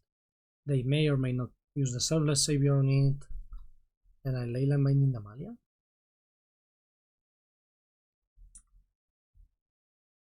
I think that sounds good to me. Taking 0 damage this turn other than the 3 life I'm paying for Amalia. For that one. Yeah, that's good.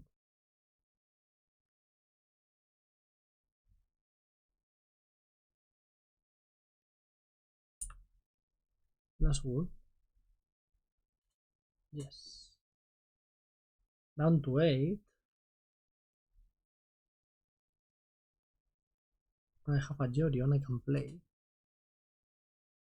There's a very funny situation, I think I explained that in the previous video. So when you have a legend under the Leyline, and you have your Jorion, what you can do is play Jorion, exile the Leyline, they get the legend back. I mean, sorry.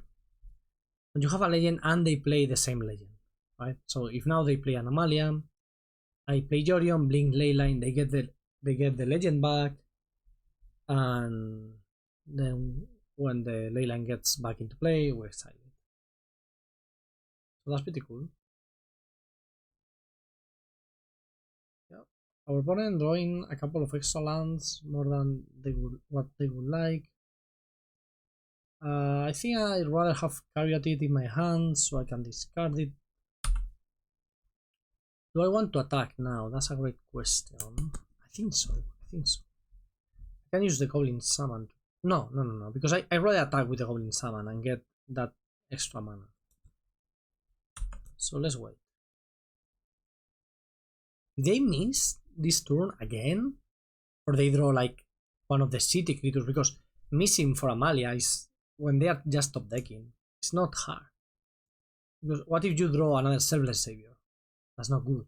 Did you draw Zenith Scout, Prosperous Innkeeper? I mean, even Wildgrowth Walker is not great. Of course, now it allows them to have a better top deck in the form of Amalia itself, but it's not a great draw at face value. Okay, I'm also going to kill it, just in case.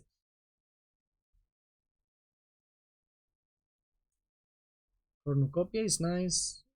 Gaining some life in this position I really like. Going to kill the Wildgrowth right away. Attack with both of my creatures since I want the treasure token. And it doesn't make sense to attack with both, so just with the Goblin Summon.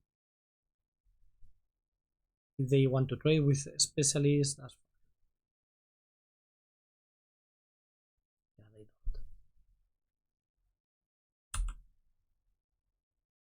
don't. Okay. Now they're top decking again, and again, they don't have that many good top decks.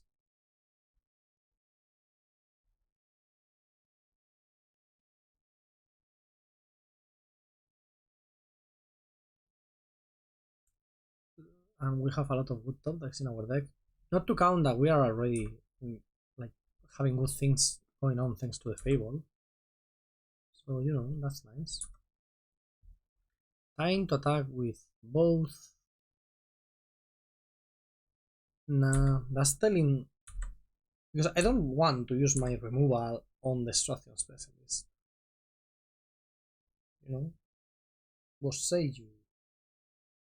Who endures? Sure. That's fine. Going to get black, a red land, Stomping Ground should be fine. The reason to do that over getting a Triome is that I want to cycle Triomes. So I'd rather top deck a Triome. I don't want to pay 3 life to prevent that. I would like to gain 2 life with this.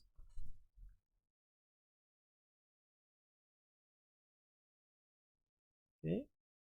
Now, usually when you flip a Fable and you get to untap with it, you're happy, right? Because you get a lot of good top decks. But this deck doesn't play many creatures that are non-legends, so they're not good. They're good top decks, not because of Fable. But Avizio sent me a message. So doing like this with Amalia is unreal. I agree. I agree. They have been flooding like crazy and it's pretty unreal.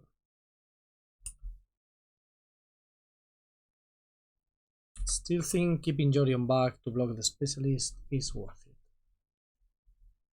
They should probably trade with the original Goblin token at some point, so we stop attacking and getting advantage. But who knows? Not an Amalia expert. Yeah, that's the thing. They're flooding, but they're also having terrible draws like Lunar Veteran, right? Because the deck plays terrible cards. The Amalia is extremely powerful and I lose to it all the time, but let's not kid ourselves. It's a creature deck that plays a lot of bad creatures.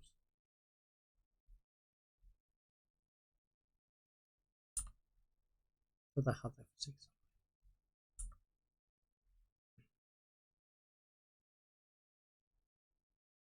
But they are drawing a lot of lands. That's completely undeniable. Wow, another one. It's quite unlucky. I don't know how many lands Amalia plays, but that's quite unlucky.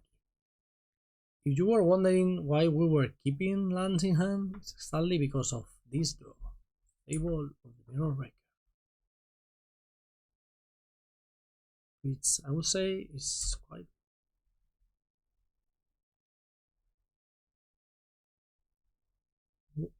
We should be winning this game unless they go like... And now I should have attacked with Jorion because I can block the specialist with this. Okay, we missed an attack for 4 there. If they Coco into the combo, we die. Yeah, a couple of life gain triggers there. And the explore triggers that come with it. Alright, Amalia was a great draw because now they can top deck the win. And we're going to see 3 extra cards now this turn. So I'm happy. So we have a million mana. Yes, I would like to discard this and this. Finally, good spell. It's about time, don't you think? But I don't know if you know what I'm going to get, but I will let you think about it for a second before I do it. I'm pretty sure there's only one right thing to get here. And it's Unmoored Ego. Name... what is it? Name Wildgrowth Walker. And take out any option of them winning the game.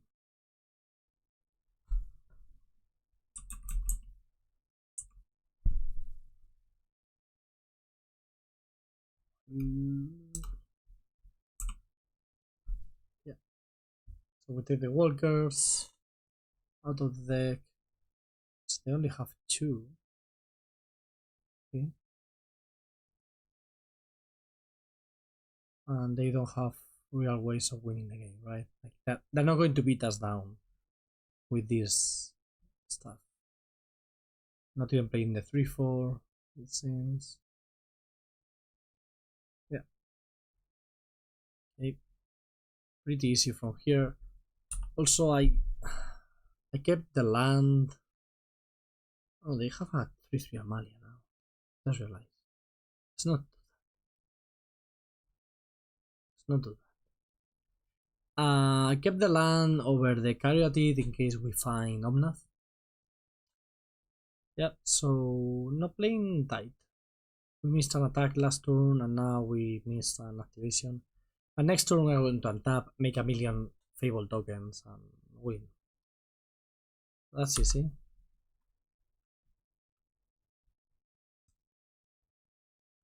Sure.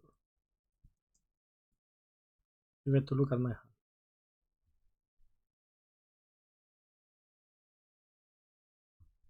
And gain a bunch of life and explore a bunch of times. Nothing of that is especially scary.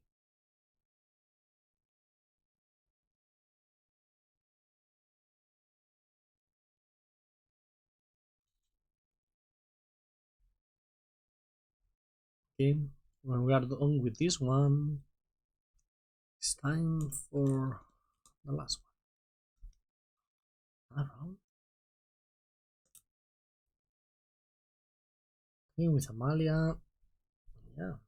Can they win the race with Amalia? No way, right? No, because we have the Fable, make a million copies.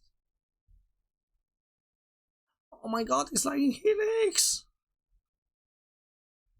Oh my god!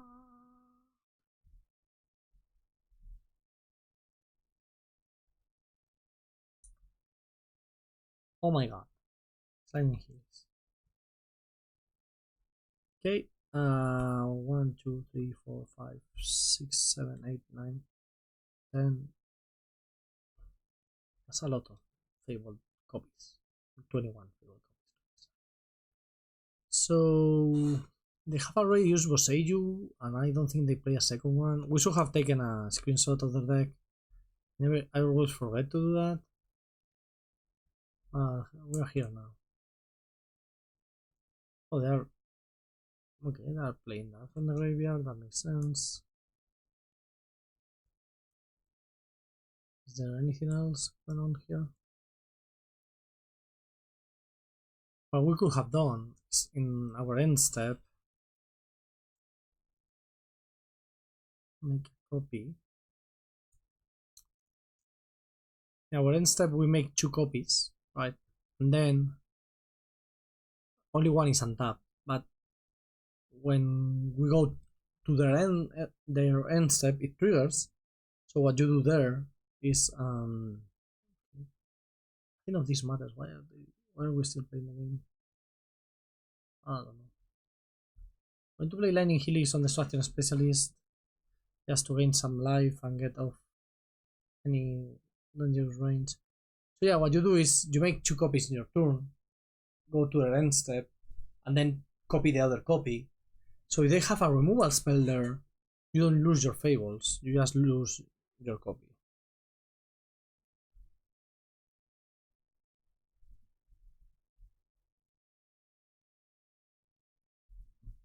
That's Fable stuff.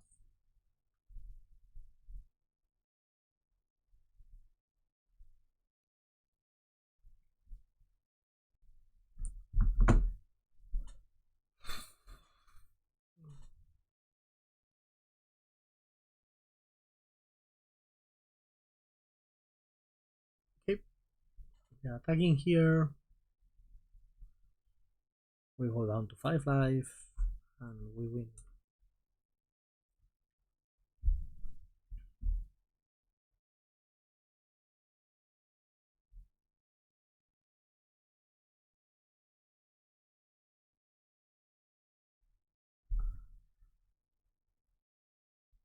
It's going to take a minute to activate all.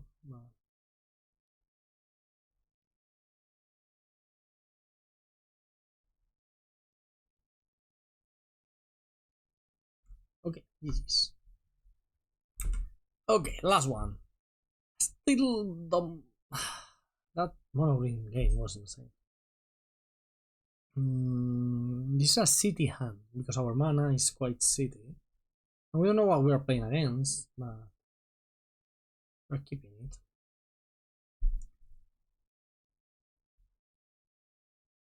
Blue-white control? Or spirits? Blue-white has to be an annoying matchup. I'm not saying bad, just annoying. Our mana is so bad right now. Yeah, blue-white. Yeah, our cyborg is decent versus blue-white. But we have no Thoughtseize, which is usually a good cyborg card versus blue-white control. Going to play the Glacial Fortress because in case we draw another land, we can go Sylvan Caryatid, the other land, and then Fabled Passage comes right on curve. Ruin is annoying versus us. It's not broken, like maybe you shouldn't go casting it super fast or anything, but it's annoying. See what I said? Now we're going to be able to have an untapped Fabled Passage if we want.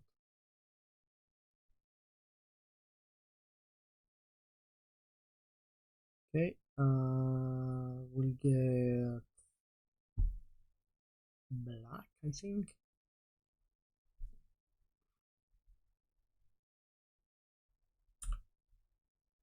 On 4 they can have the Illusion or One Night Emperor, but on 5 they can have the Fairy, and that's the scary one.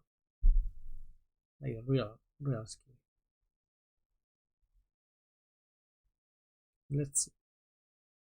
Let's think. Okay, I think in the play it's going to be Fable plus Living Up Vanishing Verse for the One Night Emperor. Playing Niv-Mizzet here when they have played 0 counterspells until now, I don't think it's right. Fable is still a very powerful card. And this way, if they go, okay, that resolves, I play a Wandering, for example, that could happen, well, we punish it. And it's still good enough that they have to counter it. The only reason to not play Fable is that next turn we could play around No More Lies. So that's a consideration we could have had.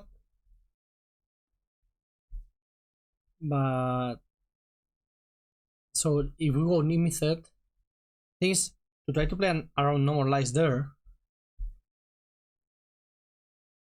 we have to not play anything.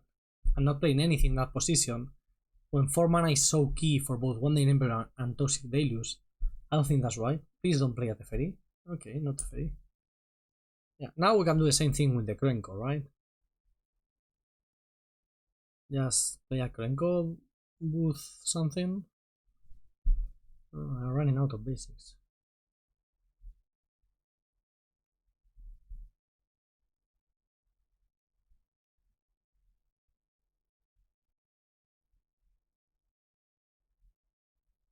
We have to tap like this because we tap differently. We can just... Oh, they let that resolve? Without floating mana? No, they're going to respond to ability, right? You have to. We have drawn a lot of basics, and that's a Feel or Ruin that's going to make our Fable unplayable. Maybe I should have used the Fable before. Okay, now my Fabled Passage doesn't do anything. But then again, if I use the Fabled Passage, what doesn't do anything is the... I think here, since they very clearly do not have a One Night Emperor, I'm going to use this opportunity to do this. Krenko not targeting and making your opponent have to make a choice before with the trigger on the stack and everything. Not great. Not great, I would say. Yeah, at least we have a board now. We can start attack. We had a board. Can I manage to resolve this? They have another No More Lies.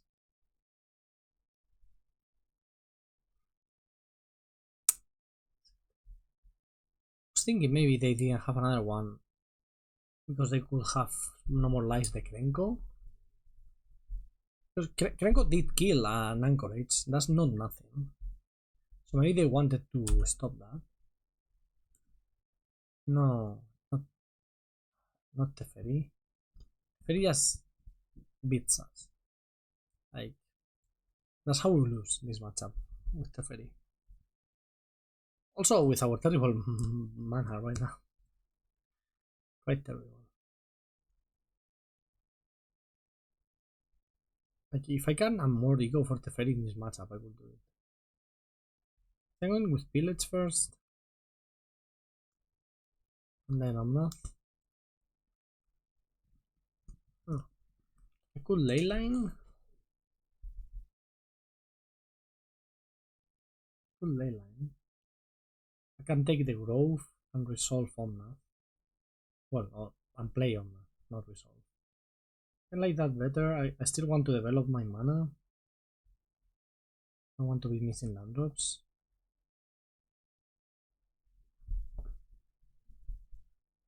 Yeah, Omnath resolves. At least it's a 2 for 1, you know. Roxanne, the meteorite that deals damage to any target? To any target. Emperor is fine, we have the verses for that. So that we can manage. Oh, +1, so they are going to sweep the Omnath and then play something, I presume.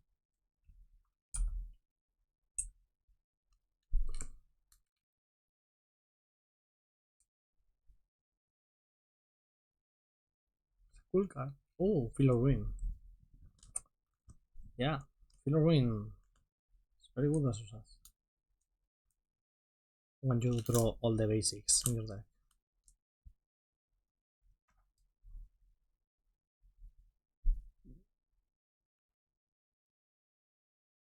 Killing Teferi is not going to be easy. Oof, that's so tempting. That's so tempting, and it plays around a third No More Lies. I think it's worth it. I still can Vanishing Verse the Wandering. If now I draw an untap land, which I don't play many, which we don't have many of those.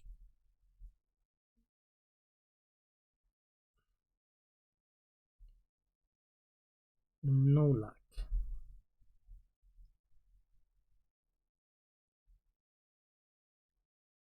To play Caryatid here and pass it on.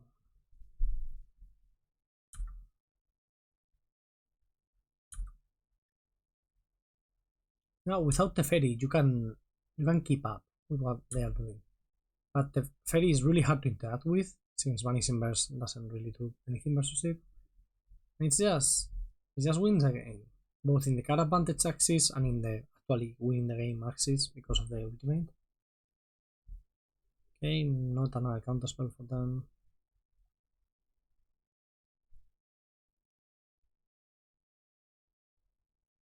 Yeah, so at least we have guaranteed 5 basics.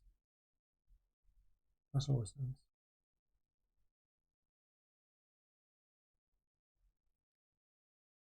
Okay, that's a good way of using your mana.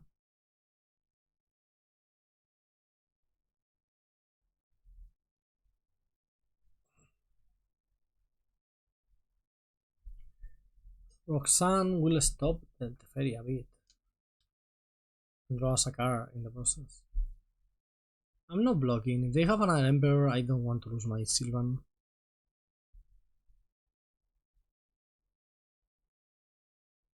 And the attack is so free for them, they have to always attack there.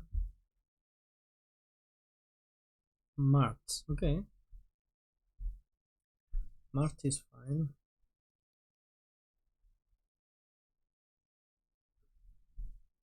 Yeah, the issue is the counter spells, right? Our cards are powerful when they resolve, and not powerful without resolving.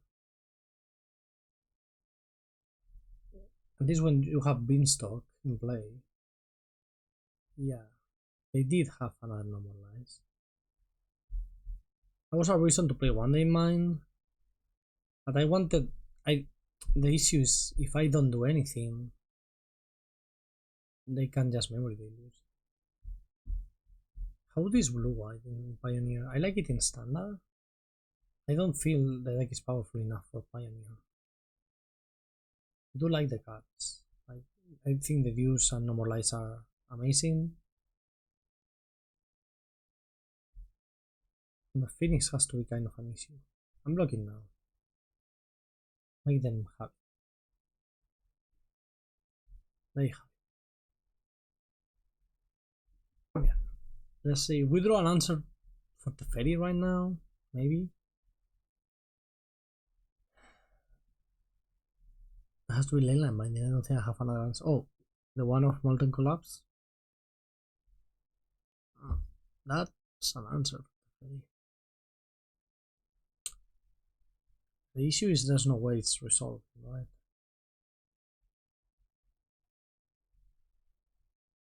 One Day Mine not better. Like if you have a counter spell, it doesn't matter what we play. Whether it's One Day Mine or Bring to Light or. Okay. You got that one. Game one I think is super bad for us. And then Vito, Dispute, Surak, Ocean Thief, Clarion, Hostates, Event. Could keep in the Sunfall, but I don't think so.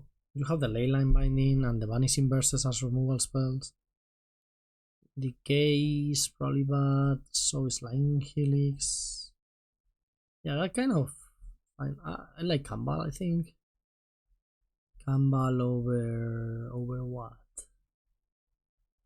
Kambal over actually one Vanishing Verse. Vanishing Verse is just me. Okay.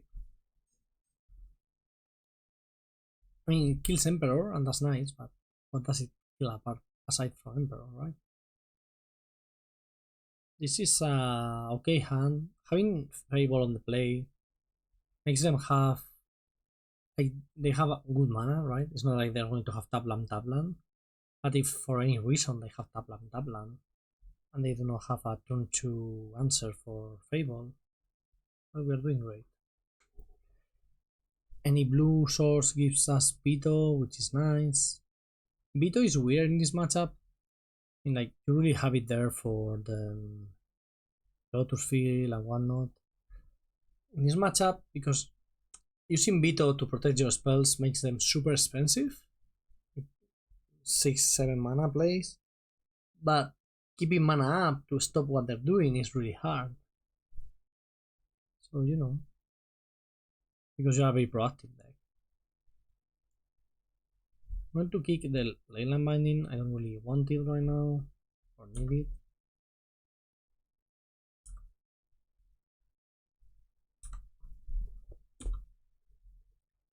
Now I want to use my mana, so I'm going to get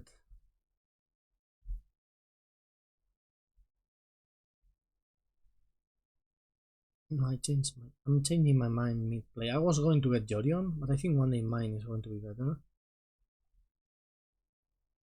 Losing my treasure token kind of sucks, because I only have the one.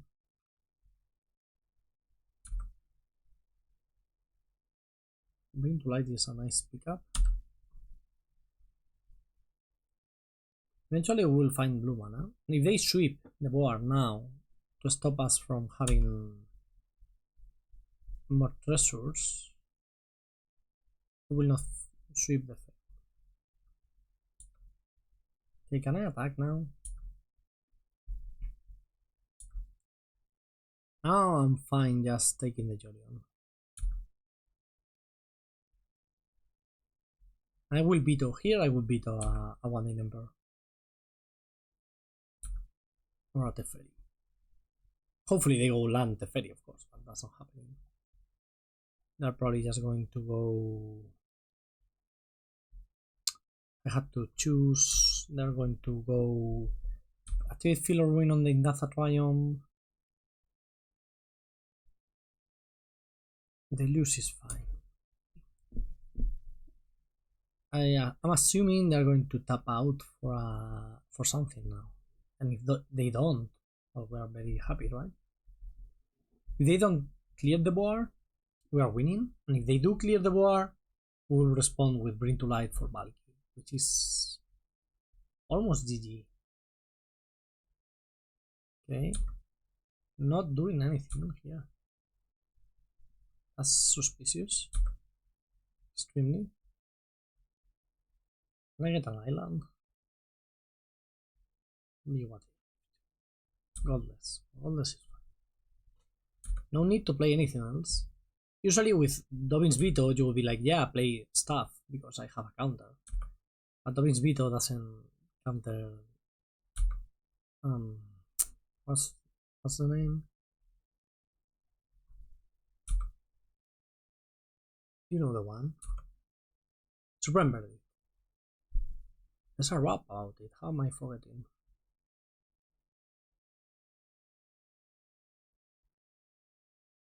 Yeah, that's fine. We'll get an island. So they can go Supreme Verdict and then have their own Dobbin's Veto up. That's... We will sidestep that by playing Omnath. A little bit of Jogo. Yeah. So let me do this. Get a driver. Them knowing about Dobbin's Veto sucks, but me not taking it really tells them I have another one, I think. So yeah. Just like that.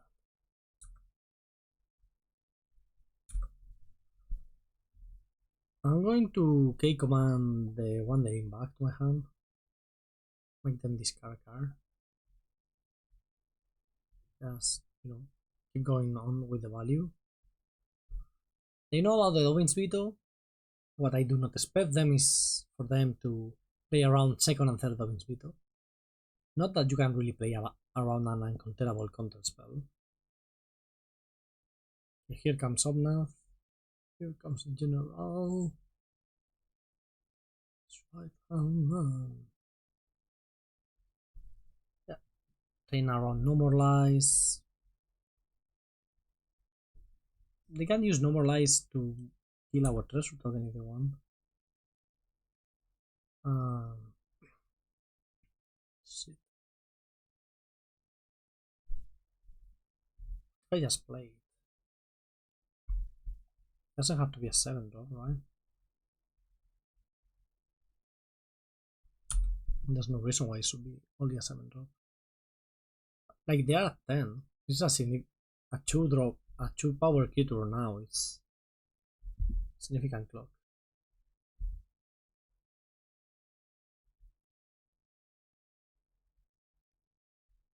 Okay, they have to resolve the Omnath, and the most scary cards we have covered that are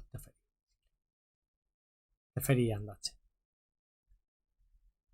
And as I was saying, they may play in a way where they force the Dobbin's Veto out of our hand to then land a decisive spell.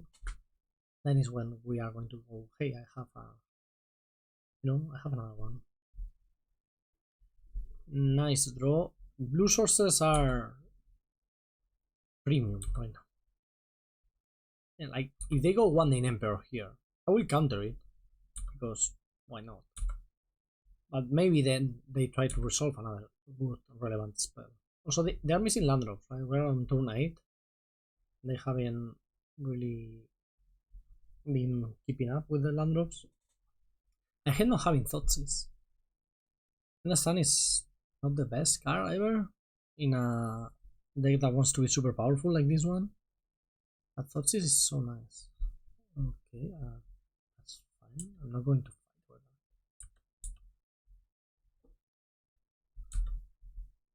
You're at 6. I'm attacking for 4. Okay, found the land. But no Supreme Verdict.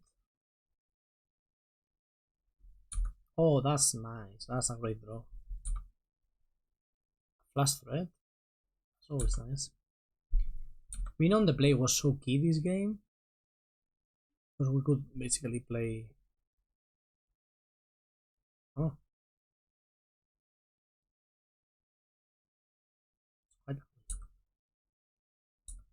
Isn't it? That's quite annoying. Especially because I have used my bulky. Because if now I can go bring to light bulky, I don't care about that thing. I cannot. So I have to go like this. I need to kill that thing. Just in case you were wondering what's our plan here. Plan is to kill that thing.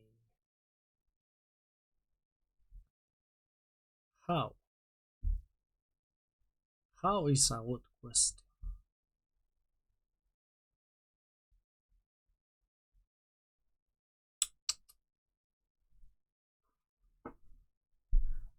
I think I just want to kill it, I don't want to exile it.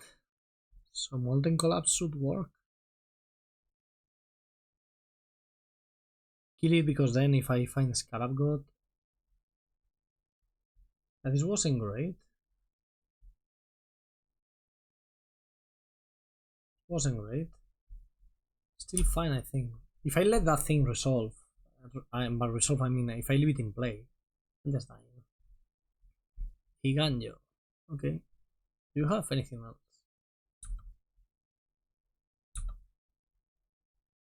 No. Passing the turn.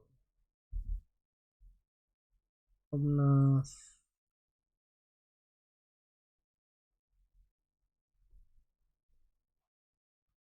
Can I find a land? I would like a land. Oh.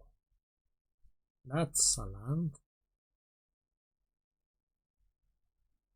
For sure.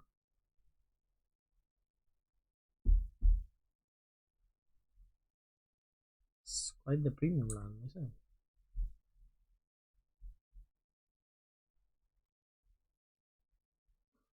I like playing this, drawing an extra card and having double veto up.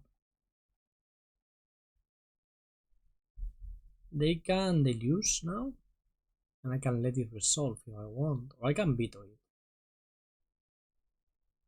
Because I don't want them finding another verdict. That's the card that scares me.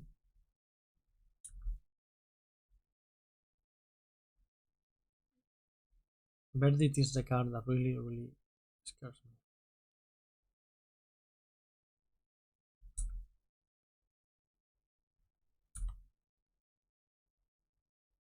Right. So if I can stop the verdict here, that's not so bad. Right? How can I always deal with it?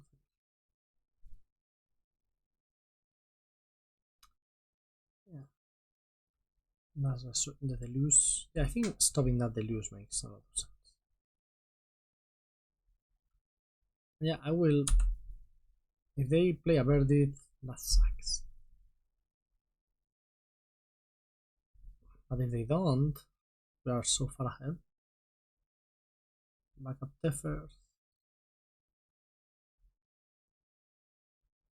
Teferi is a no-no.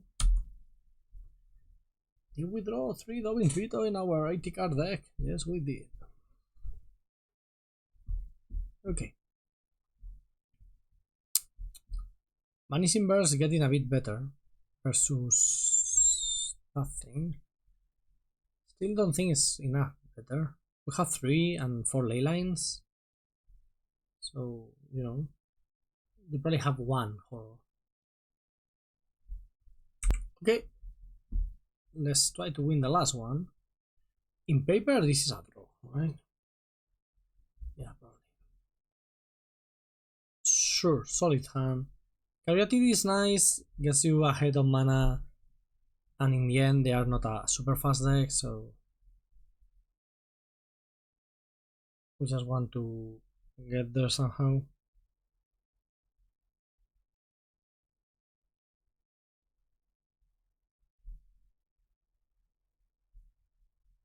Oh, that was a good draw. Mana Confluence, huh?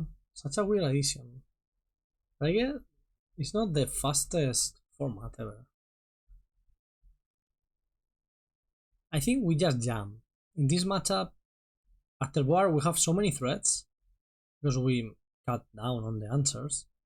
I think we just jam here. If this resolves, we are happy. If it doesn't, we keep trying. I'm jamming. Yeah. Also, getting them to counter things without value, it's nice, right? Like, for example, 3 steps ahead for 5 mana gets them value. But if we make them use it in a weird spot, like right now, what is better for us? To get an island here and play Roxanne. Roxanne is the kind of card that they may let resolve. If they have like a Deluge here they want to resolve. But I don't think it's right. Like, it's going to get us more ahead on mana, making, for example, Mystical Dispute obsolete, getting us to a point where we can go 5-drop plus Dovin's Veto. You know, it's a lot. Okay, resolve. Now it's a real threat. And even if they untap and sweep the board, we're fine. That's how they use, yeah. Sometimes you just have to draw extra cards. So that's why you always want to jam something on turn 4.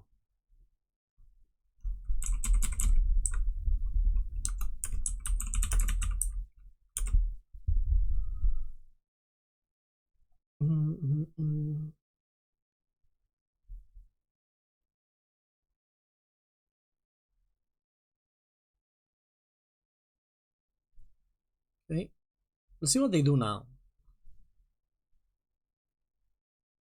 Scarab God is nice because if they don't play Sunfall or Farewell, which they probably do, well, it's not easy to get rid of it. First step, attacking.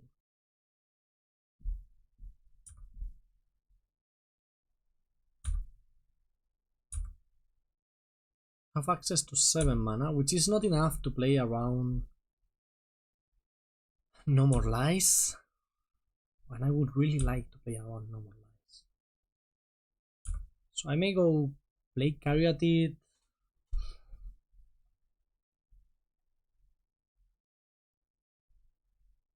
Ketria Triome. Get this.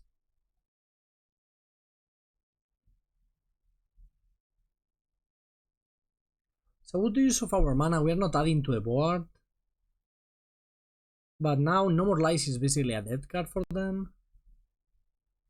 They have a Wandering here, we have an answer for it. Oh, no Wandering Emperor, just drawing extra cards, okay. Again, if they have to tap out for a cap, since they have double fill or ruin, we're going to be trivial to leave up counter magic after tapping out for a super. I don't know if they play Sunfall in this format. They probably should play some number of sweepers that exile. Maybe Sunfall, maybe Farewell. Of course, like, you want your main sweeper to be Supreme Verdict. Okay. Oh, I gain. I'm getting to attack again.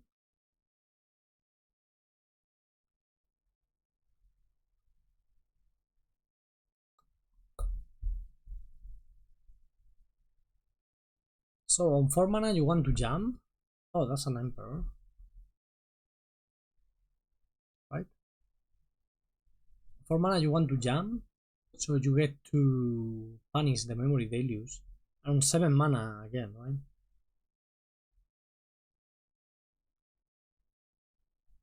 So they cannot flashback it. Alright. So now what can they have? Access to 9 mana. Pillage is not a bad start. I think I will. So if I think I Scarab first.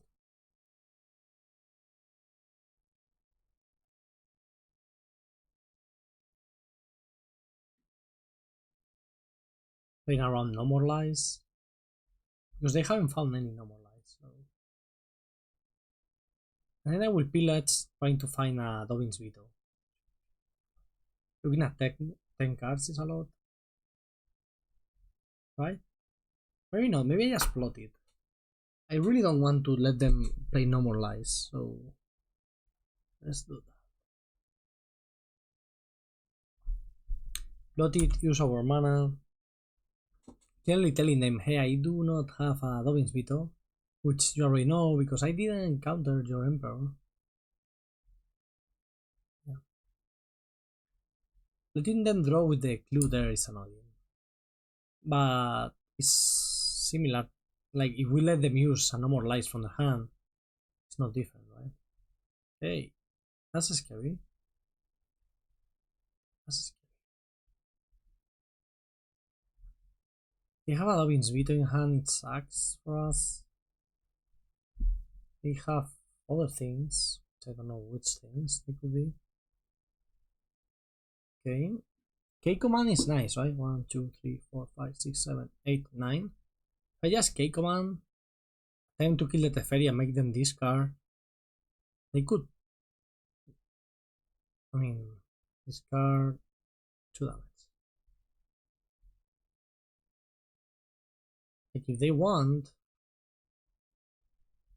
they can counter this with their Dobbin's Veto. But then we'll resolve them into life. They are not countering. Am I playing Jorion here? I think so. I think I have to pressure. No. Let's keep playing around normal lies. It's not easy to pay 3 extra mana for all of our spells. So, and it's maybe wrong. Maybe wrong. That's a nice draw.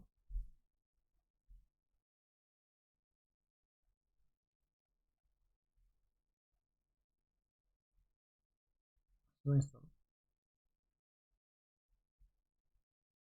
Now I may play the Jorion. Ooh, this is so funny. This resolves. They cannot memory, they lose. Because I can kill one of their lands. That's untapped, so they lose the mana. They can float all of their mana. So weird. Mana delivery bot has sent me a message.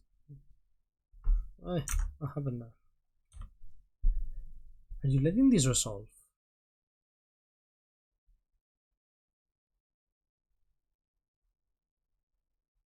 Are you doing something in response?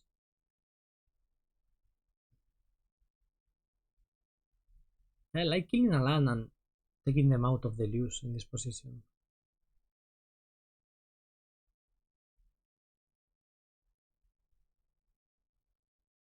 This is good for us.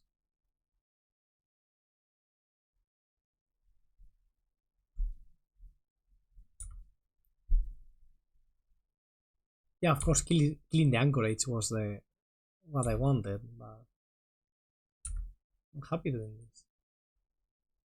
Still have 5 cards in hand, that's a lot. Now they lose. Oh, okay, that's why.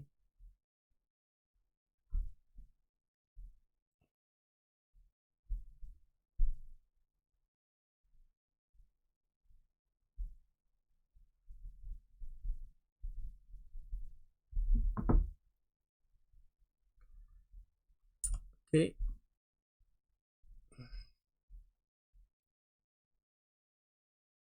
They definitely have the card advantage.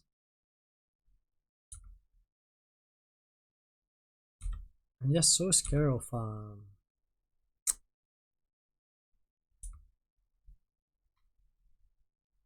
a veto.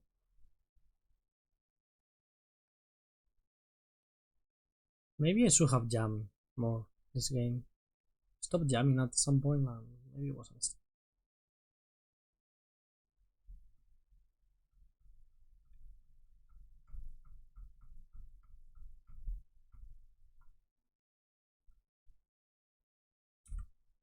Okay.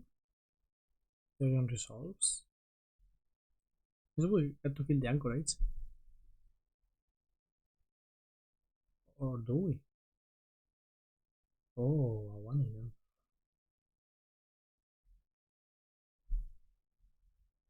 That's interesting.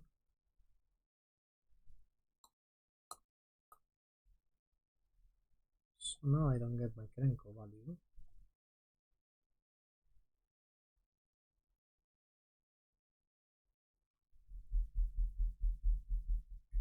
I want to play the Spala's headquarters. Like drawing with it is nice. We still this is the normal lies we have been playing around.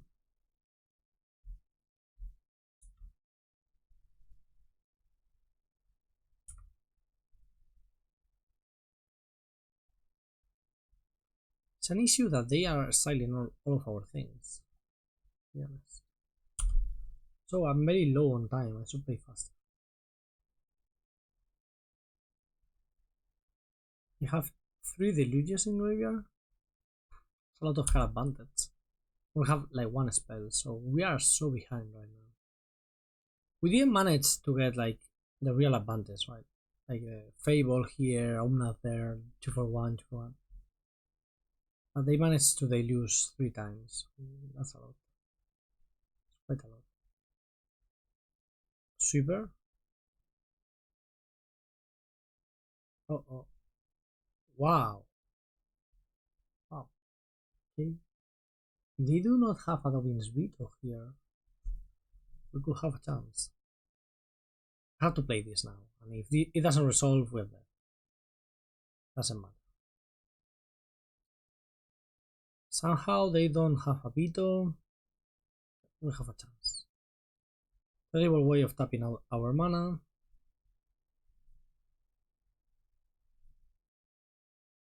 Yeah, they have a veto. Yeah, I don't think we can win now. And we can always draw another one.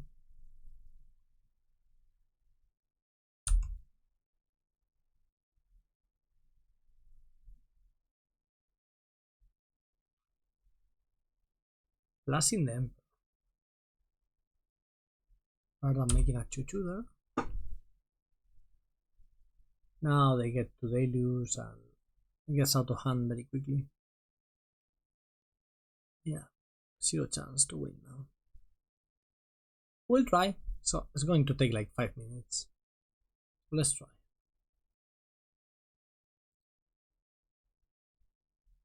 I think I played too scared this game. So have jammed.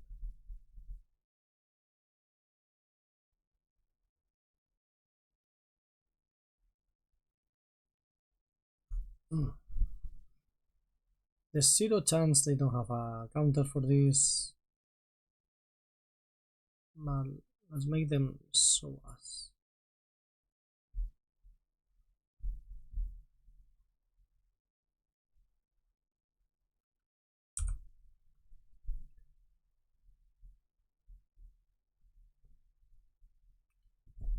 It's going to take a while to kill us, right? That 16 is not that much. Oh, it's not going to take a while to kill us. It's going to be super fast. Tenacitas, huh? Quite the car.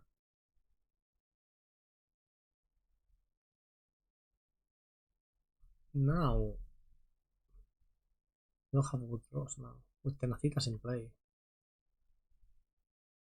I don't know. I feel like I played like a coward this game. At the beginning it was like smart ease and playing around stuff and everything, but then later oh, that wasn't well, it is what it is. It is done. That's what it is. Thanks for watching, everybody. I hope you liked it. Leave a like, comment, subscribe. You know what to do. Bye.